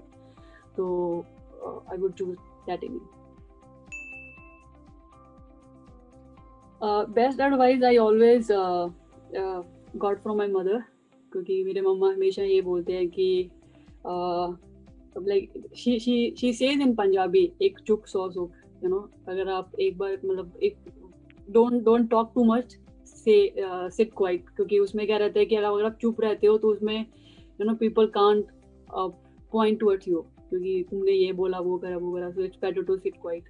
So I got from my mother.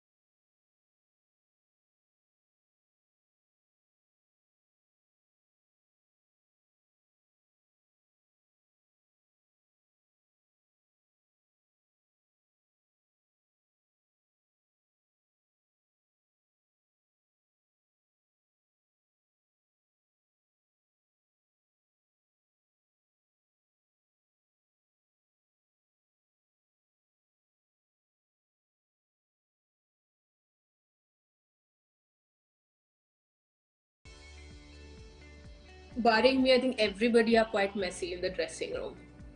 And everybody, I think, yeah, all of them, they scatter their stuff everywhere, and there is nobody who's you know, clean in terms of, you know, packing the kit bag. Whether it is ex-cricketers who I've played with or the current lot. So I think everybody are quite messy other than me. I do have a lot of books which I would like to reread again. I've always said that Paths of Glory has been one of my favorite because it quite early in my career that I came across that book, and it did play a lot of it did change my thoughts and my perspective as a captain.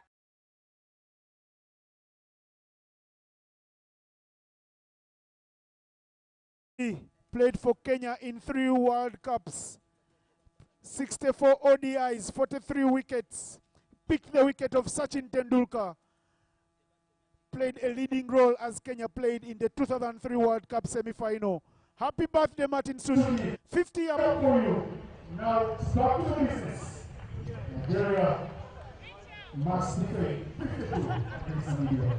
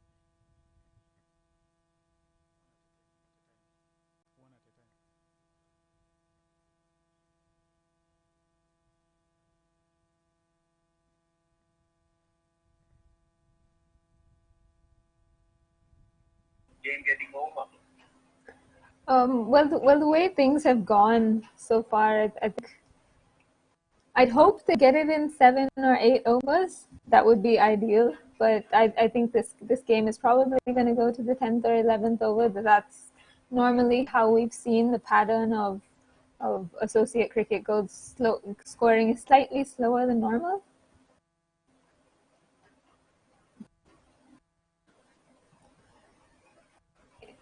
So I think it'll probably drag to the 10th or 11th over. But I'm really keen on seeing how Audrey van der Merwe goes today. She is, like you said, Namibia's leading run scorer. She is very, very young as well, but she's an exciting young talent. So I'm keen to see how she goes today.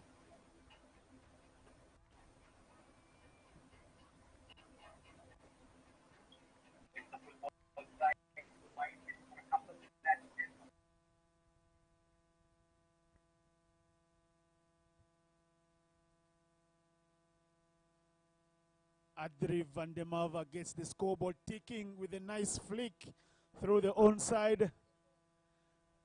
2 runs for no loss in the first over.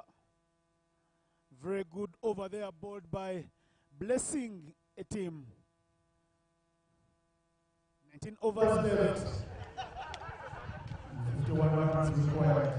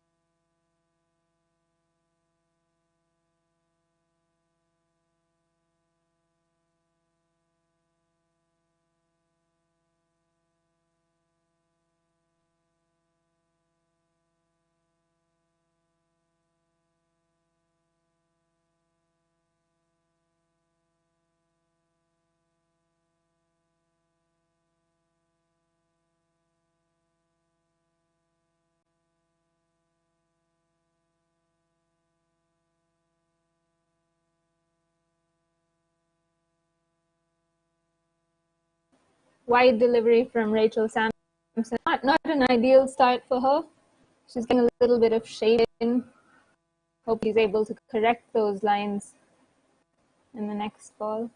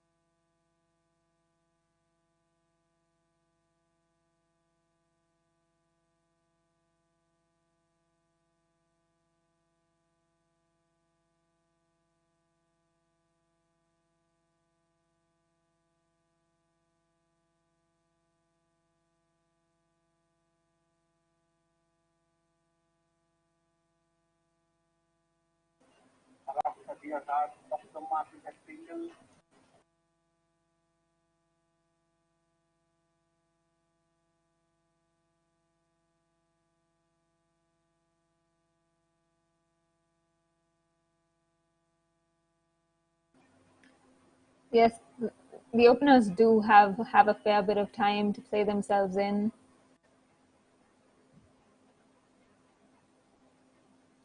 But clearly, Audrey van der Merwe doesn't have any playing herself in. She plays a lovely lofted stroke over mid-on with the swing.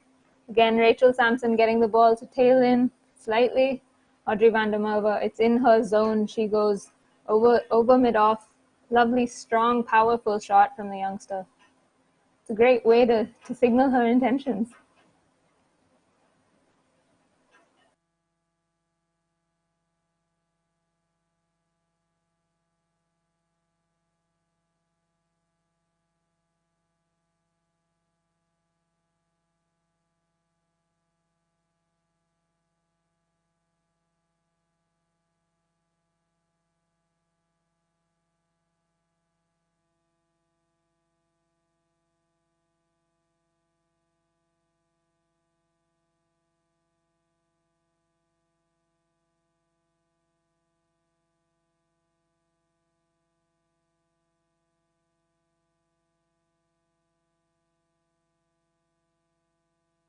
Another strong drive through the offside from Audrey van der Merwe. Slightly wild throw from the fielder, but there is backup there. She looks very, very good off the front foot, this youngster, covering the line nicely, getting a good stride forward, playing through the line. Looks a good prospect for Namibia.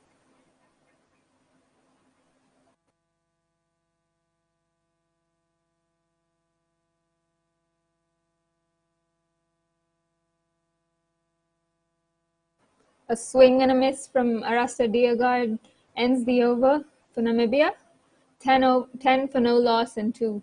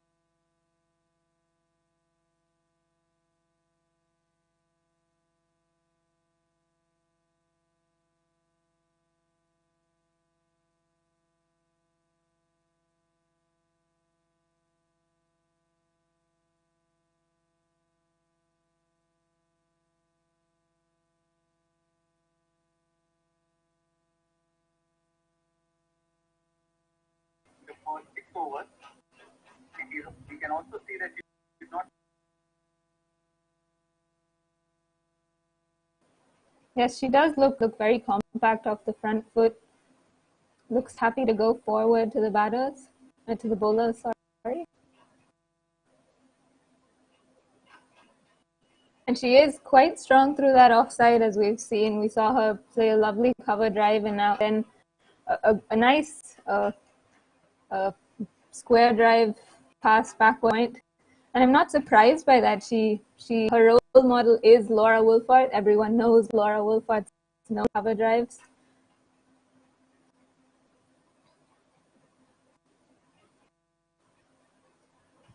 So Audrey van der Merwe is clearly taking after her idol there. Looks good through that offside, this youngster.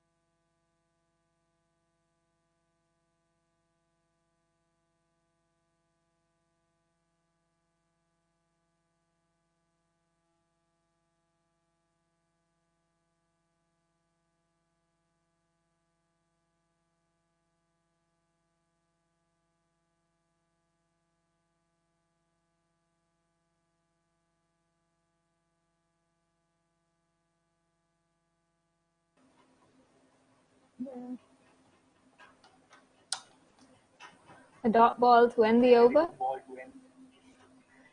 Dot ball to end the over from Blessing Etim.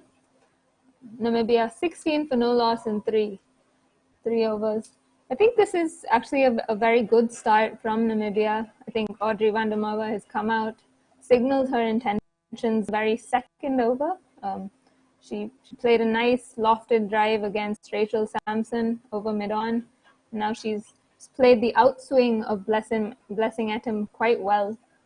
So this is in stark contrast to the way Nigeria began their innings, isn't it, Sudarshan?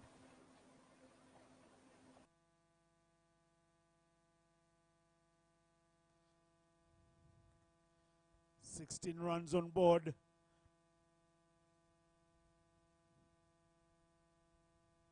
No wicket.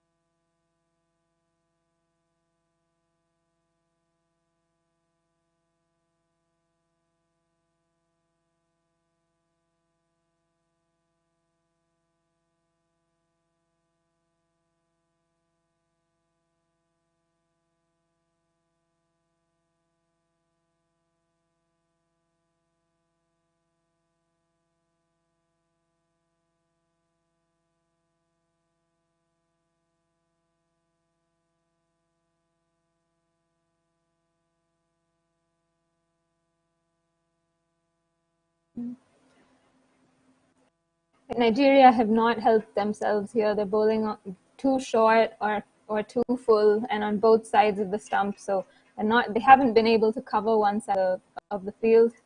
This has been very poor from them. Efosa Drawer needs to find her lines and lengths quickly here.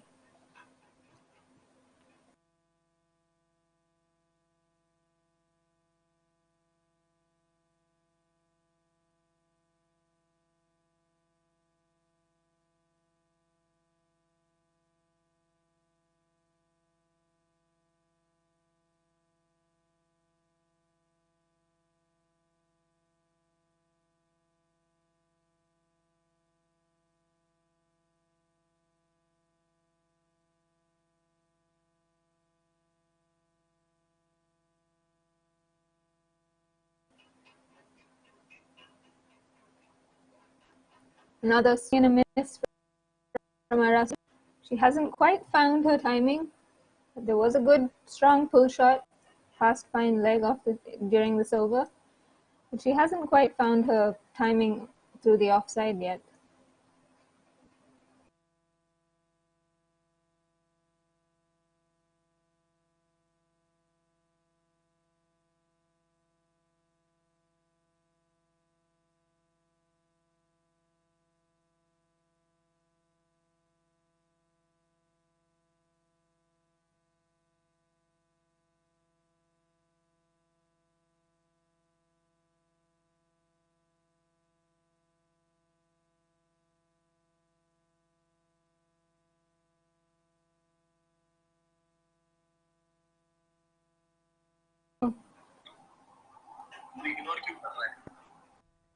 Yeah.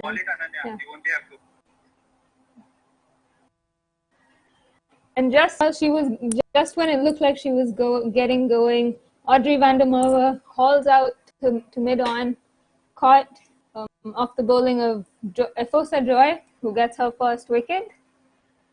Namibia lost their first in this chase, 23 for 1 in 4 overs. They've lost the attacking Audrey van der Merwe, who looked like she would get them through this chase quite quickly. But she has to walk back after scoring 13 of 15 deliveries. Scores on 23 for 1 after Audrey van der Merwe holds out. Walking into bat at number 3 is the keeper batsman, shot number 10, Yasmin Khan.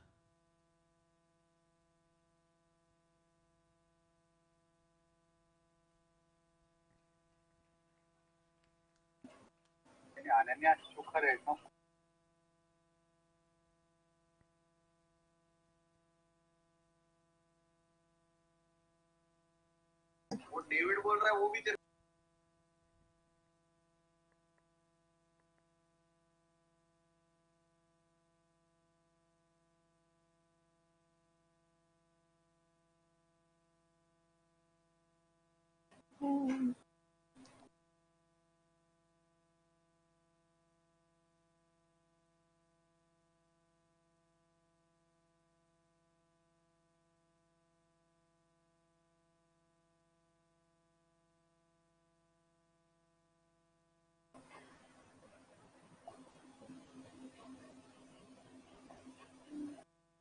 Room पे mute के बिना Another boundary for Arasa Deogard. An outside edge that flies to the third man boundary. At number 3 for Namibia, his walk is Yasmin Khan, the wicketkeeper, former captain of Namibia. She's at the non-strikers end now. Arasa Deogard to face.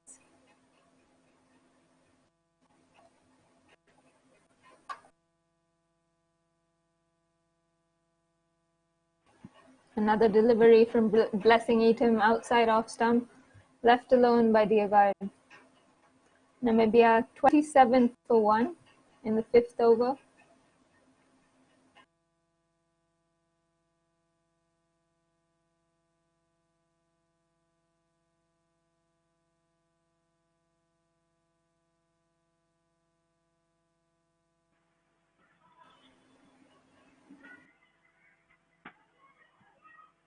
Twenty 28 for 1, and Yasmin Khan takes strike.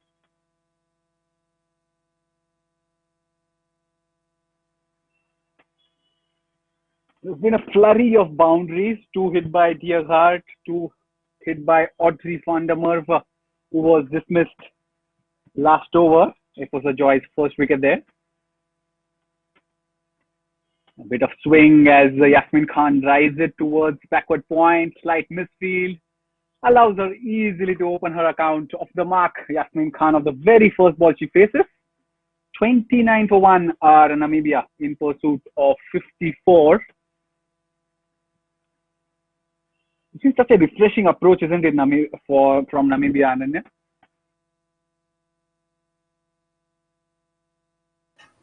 It is, like I said earlier, it's in stark contrast to what we saw from Nigeria early on. They weren't able to get out of the blocks, but the way Audrey van der Merwe came out in the second innings, she went over the top, she took hold of the loose balls, and it's great to see Namibia go after the bowling.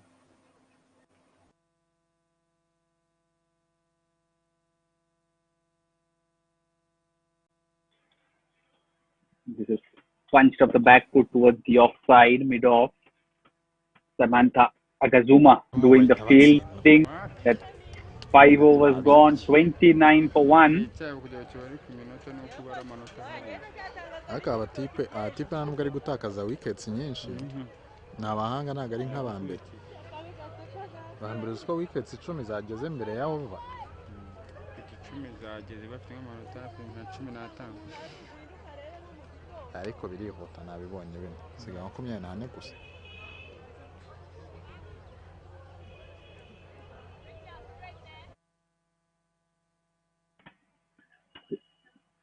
Last over of the power play, 29 for 1. After 5 overs, Efosa Joy continues. And that's an appeal. You can see all 3 stumps why she did so. Trying to be really clever there. 29 for 1. This has been really a good start. 24 just needed. And they have 15 overs to get there.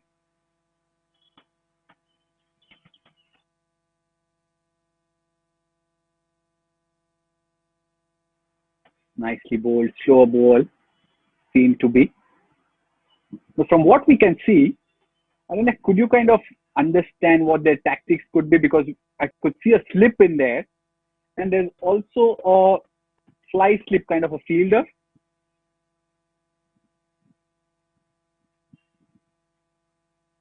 Visible between the slip and the keeper.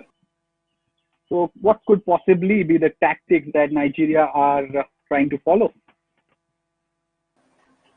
I'm not quite sure. They clearly want to maintain an off-stump, outside off-stump line. They know they have to get wickets to win this game. That's evident with the slip in place.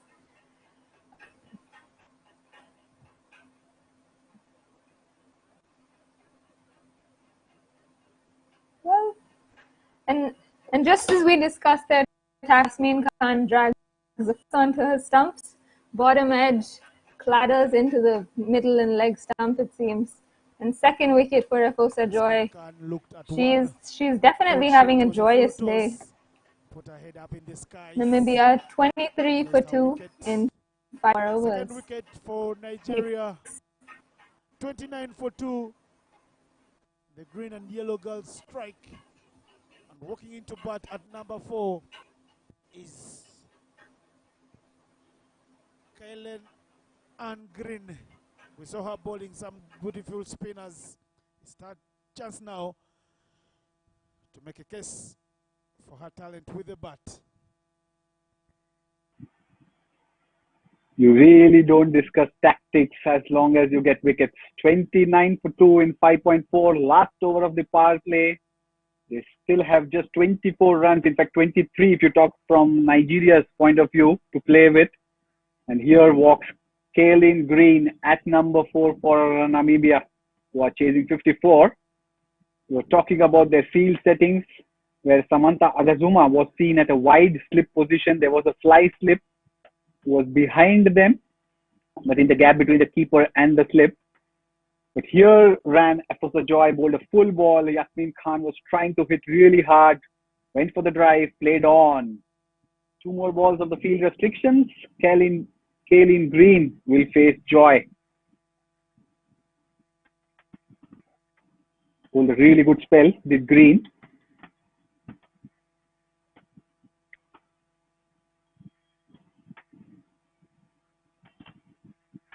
The shot, that's wide, that's cut away. It's gone over backward point or shot third man and into the fence. What a way to get going, Kaylin Green. Green shows no excellent shot from Kaylin Green, with terrible delivery from Efosa Joy well, she gifted Green a boundary. Short, wide, just what the batter would want at this point. Perfect way to get off the mark for Green. And Namibia continue to hurdle towards the target. 20 runs now required.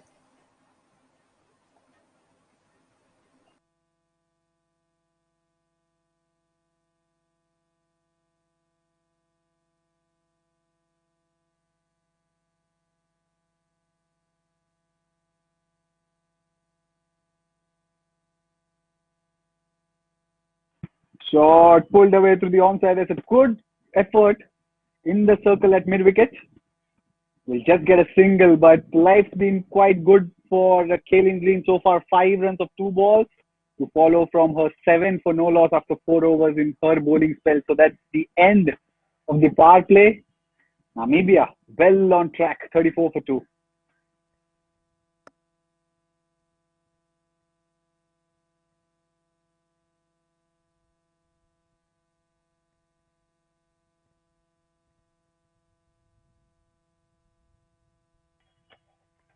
Two wickets for Efosa Joy so far. After the power play, is she the player? For 2, 6 overs. Is she the player spot player of the match? A contender for that. birenga kandi nibirenga amanota y'abana ari bwiyongere ubu yabagiye batera hafi nabo ntago bari hari gatera nawe bikarangira. How quick can they get the runs, or do they prefer cautious approach?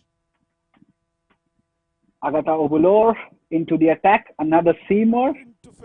We're talking about player spot, player of the match. Someone from Namibia surely has to be the person. You can check out the app from the link in the description.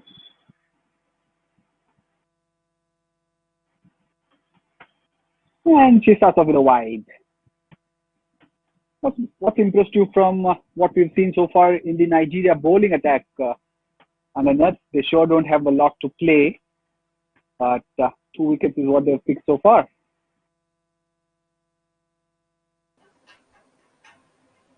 Well, I think answer you after this ball. Nice strong cut shot from Kaylin Green. Well fielded at backward point. What's impressed me about Nigeria, I suppose, would be, I think, the movement they were able to extract with the new ball. We saw Eaton Blessing able to get that ball to move away. The new ball was swinging a fair bit. She didn't quite get her lines right, but I thought, the fact that she was able to swing it was encouraging.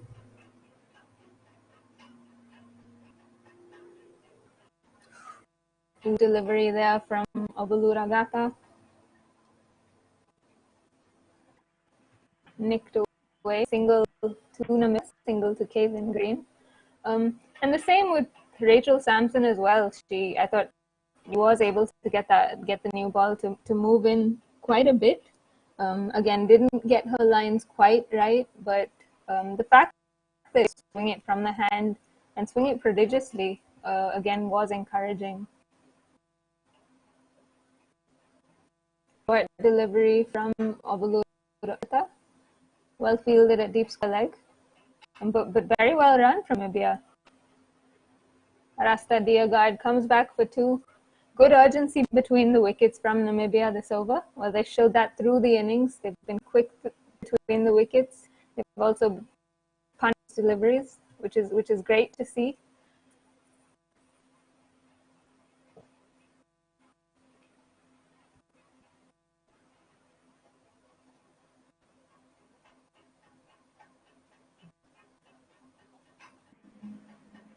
They're almost done with 7 overs, and one of the aspects that has been quite contrasting when you talk about the bowling attack has been lack of spin options for Nigeria. At this point, we've seen Kaylin Green bowl 3 economical over in the power play, and then Hamanula come into the attack.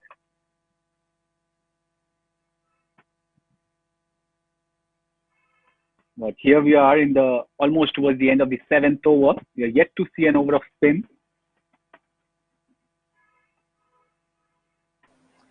Yeah, that's true. And the way the pitch played in the first innings, it's clear that it seems slightly on the slower side. I saw Rasta Diaga as well. Took a little bit of time to find her timing. Another short delivery. Fumbled in the covers. but no run there.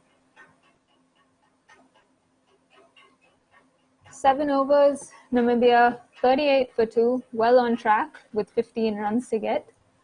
But to answer your question, I think, lack of spin options is something that has or will hurt Nigeria, I suppose, through the tournament if the pitches continue to play like this, because we saw that timing has been slightly difficult for the batters. I think only Audrey van der Merwe looked like from the very start, but all the other batters seem to take deliveries to find their timing. I mean, I'm not sure whether they have a spinner in their rank, Nigeria. I'm sure they have a couple, but whether they trust those spinners enough to give them over early on is the question. And I think with associate cricket, you generally see bowlers develop into spinners much later. Everyone starts off as a seamer. So that's probably the case with Nigeria as well. Third over for Efosa Joy, who has picked up the 2 wickets that Namibia have lost. Audrey van der Merwe as well as Yasmin Khan, the 2 wickets to fall for Namibia.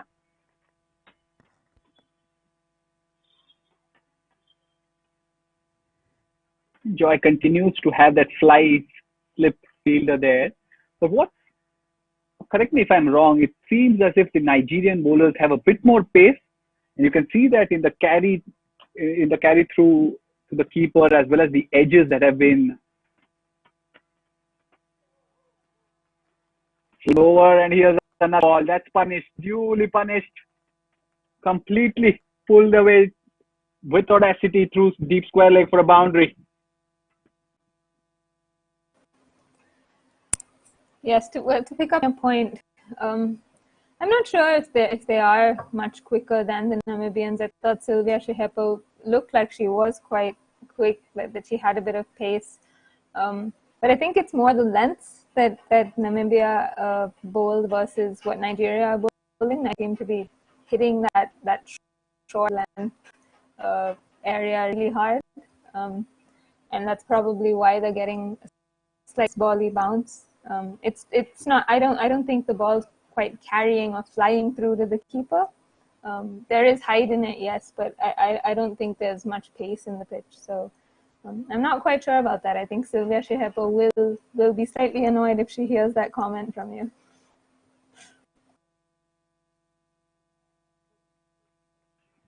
Straight away after that boundary ball, the attacking slips have all disappeared to some corner of the ground to protect the boundary. Just 10 needed for Namibia to register a thumping win.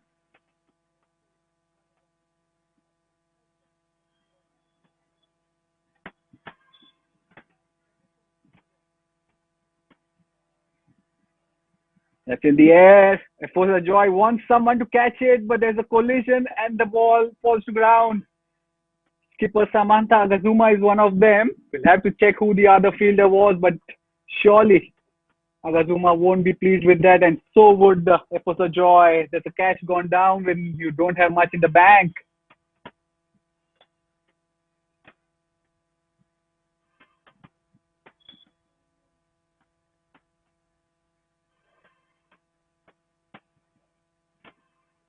It's a shot pushed back to the bowler. End of the 8th over and end of what could have been a successful one, as Namibia stay on 44 for 2 after 8 overs, 9 to get, and they have 72 balls to get there.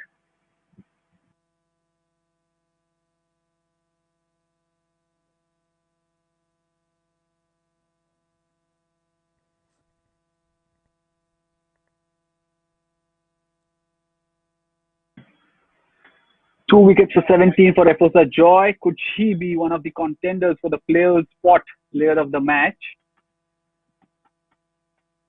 Do remember to make your fantasy teams in the Players Spot app. You can find the app on the link in the description below. It's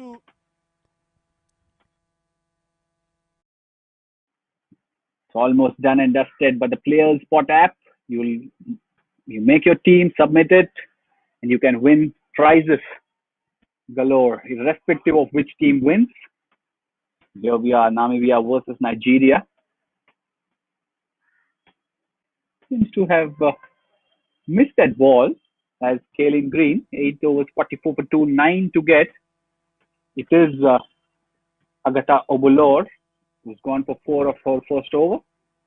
Lots of seamers, no spinners. Where are the spinners, Nigeria?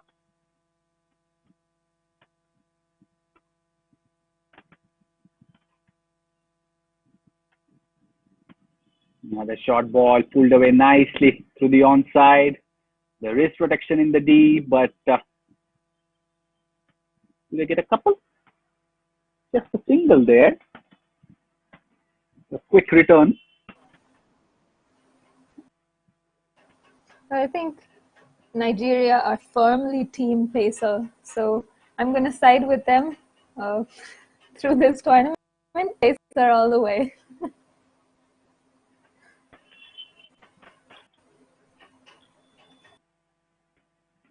Teams just need seamers in their attack for them to have your support, no matter which corner of the world they play in. 45 for 2, just 8 to get. It's day 1 of the Kwibuka T20 Tournament. We saw Rwanda beat Botswana in the first game. It was a comprehensive win where Botswana were bowled out for 29, their lowest score in T20Is. Easy win for Rwanda, the hosts.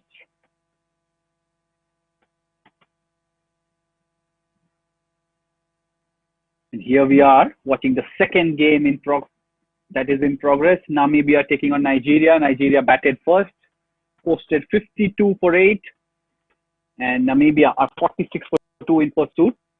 Remember, these games run till next Saturday, that is the 12th of June. Double headers all the way through the week.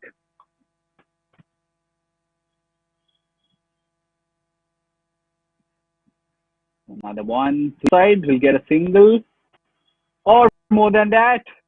Not a single. It seemed as if it would be a single, but it's short, it's wide, it's cut away. Past backward point for a boundary.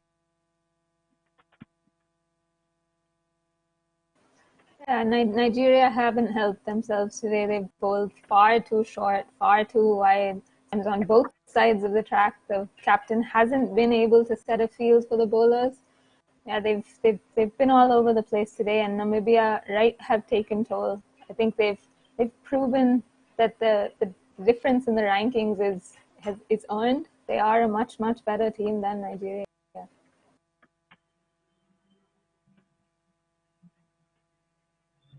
That's full. That's lifted over the infield. Once again, sliced should be the term. Gets a couple, just one to win. 52 for 2. We're talking about double headers, talking about which there are a couple of games tomorrow as well, the 7th of June. The first of which Botswana will take field again, and we'll have the first look at Kenya, the 5th team in this competition. 5 teams compete for the Kwibuka T20 trophy. Rwanda, the hosts, Botswana, Nigeria, Namibia, and Kenya. They'll play the first match tomorrow. The score is 52 for 2. First match, Botswana, Kenya at 9:30 a.m. local time.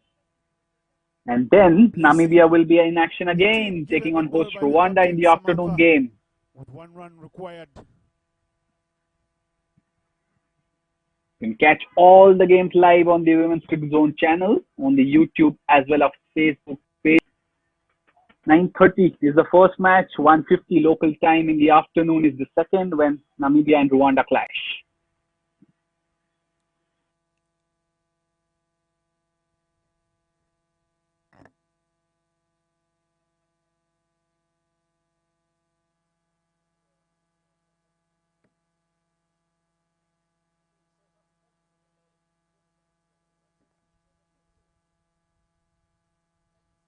Big shot, big hit. That will go all the way for 4 runs. That is game, set, and match.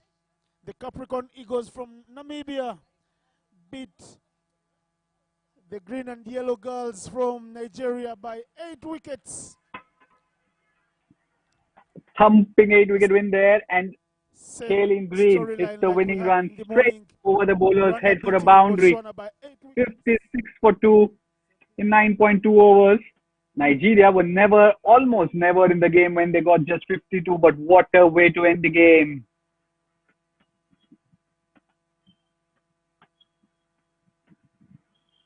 Yeah, it was an emphatic performance from them. Like I said, I think they showed the difference between the team. Especially the way they came out with the bat of intent, going after the bowlers, happy to put away the loose deliveries. I think that really showed the difference between the teams today. Nigeria have a lot to work on going forward in this tournament, but I think Namibia have really started this tournament and made a statement that they are. I think Kenya will have their.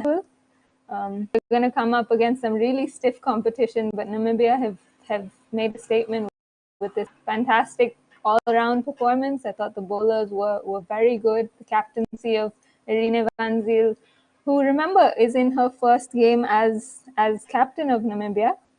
I thought she led very well, very smart with her bowling changes, with the field placements as well, and the batters backed it up quite brilliantly. Kaylin Green has had some game, hasn't she? 4 overs, 7 runs, no wickets, very economical with the ball. Then that winning run, as authoritative as it can get. 56 for 2 is what they get, an 8-wicket win. Do stay back for the presentations that will be up in a while, but remember, Nigeria have time to reflect on this loss, have a rest day tomorrow, while Namibia, the winners of this game, take on Rwanda, the hosts, who won the first match of the Kwibuka T20 Tournament this season that is being played at the Gahanga International Cricket Stadium in Kigali.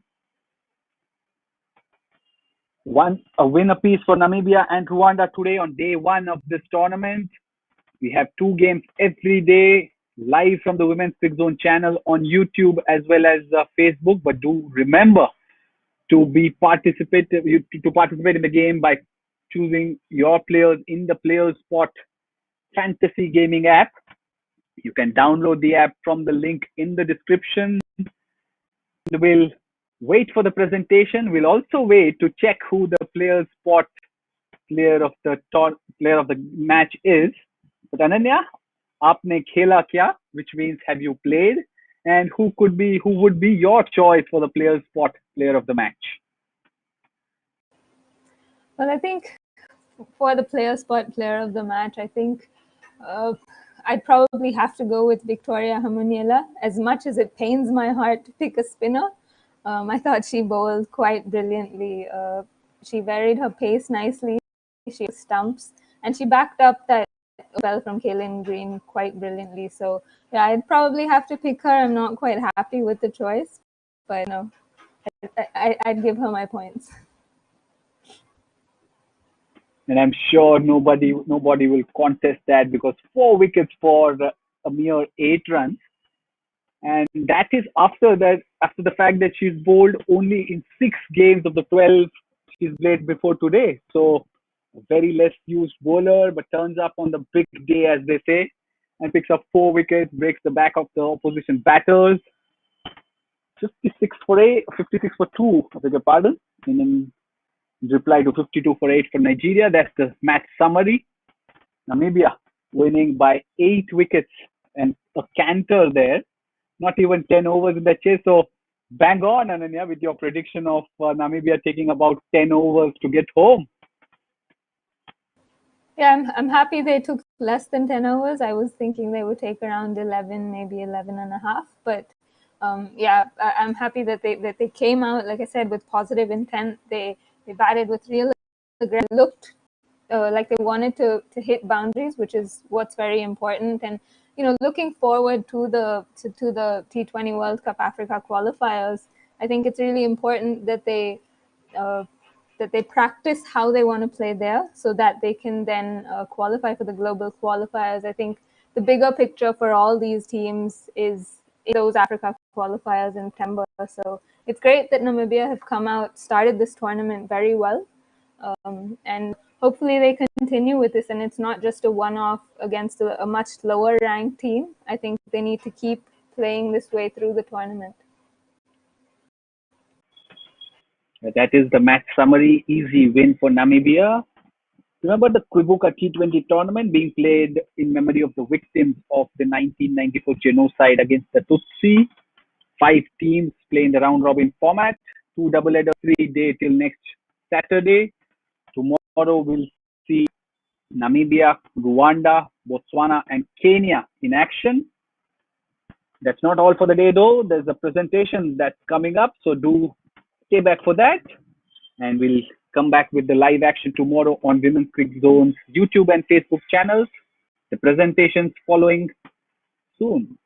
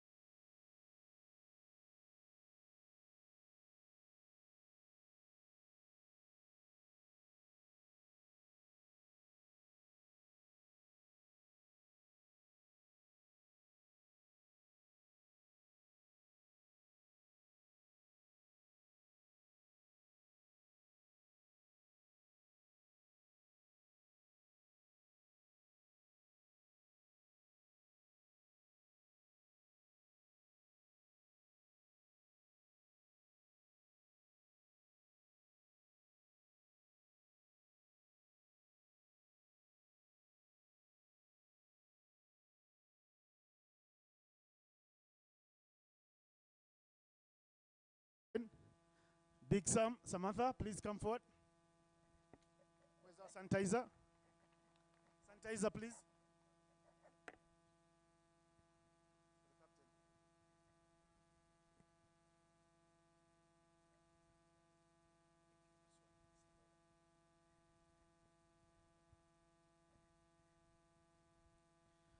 Big Sam, please tell us about the match.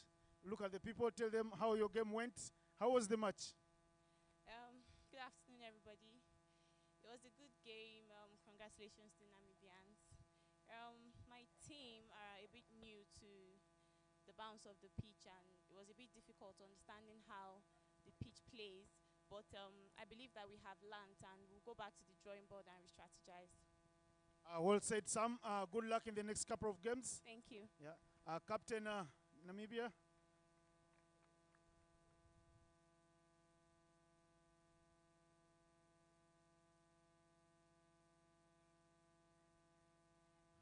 Well done. Please look at the people. Tell them, Whitman, how was the game? Yeah, I think we executed as a team.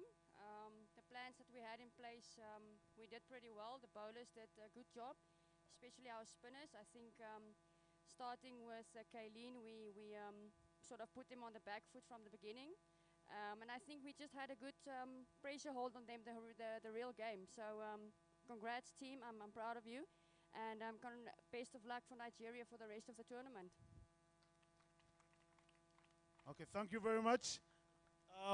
In the crowd today, I would like the match award is going to be given out by the birthday boy, the technical director, Rwanda Cricket Association, Mr. Martin Suji. Are you still up there?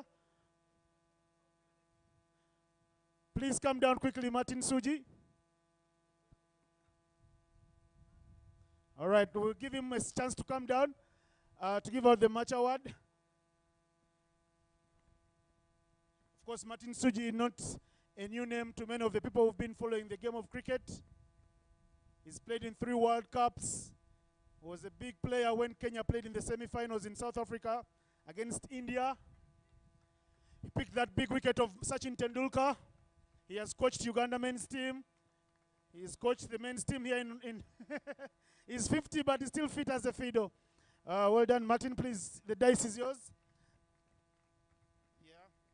3 contestants for the match award today. Julienne Dirgath, she got 26 of 27. Well played from Namibia. Slivia Shihepo, 2 wickets for 2 runs in her 2 overs. Well played. But this award is only fittingly going to Victoria Hamunyera. 4 wickets, 4 runs.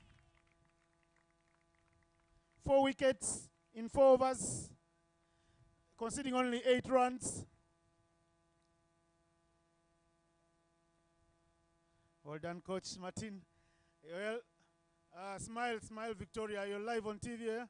Smile. Eh? Yes. Smile, guys. And happy birthday to you, Martin Suji. Well played. Victoria, stay around for a couple of words.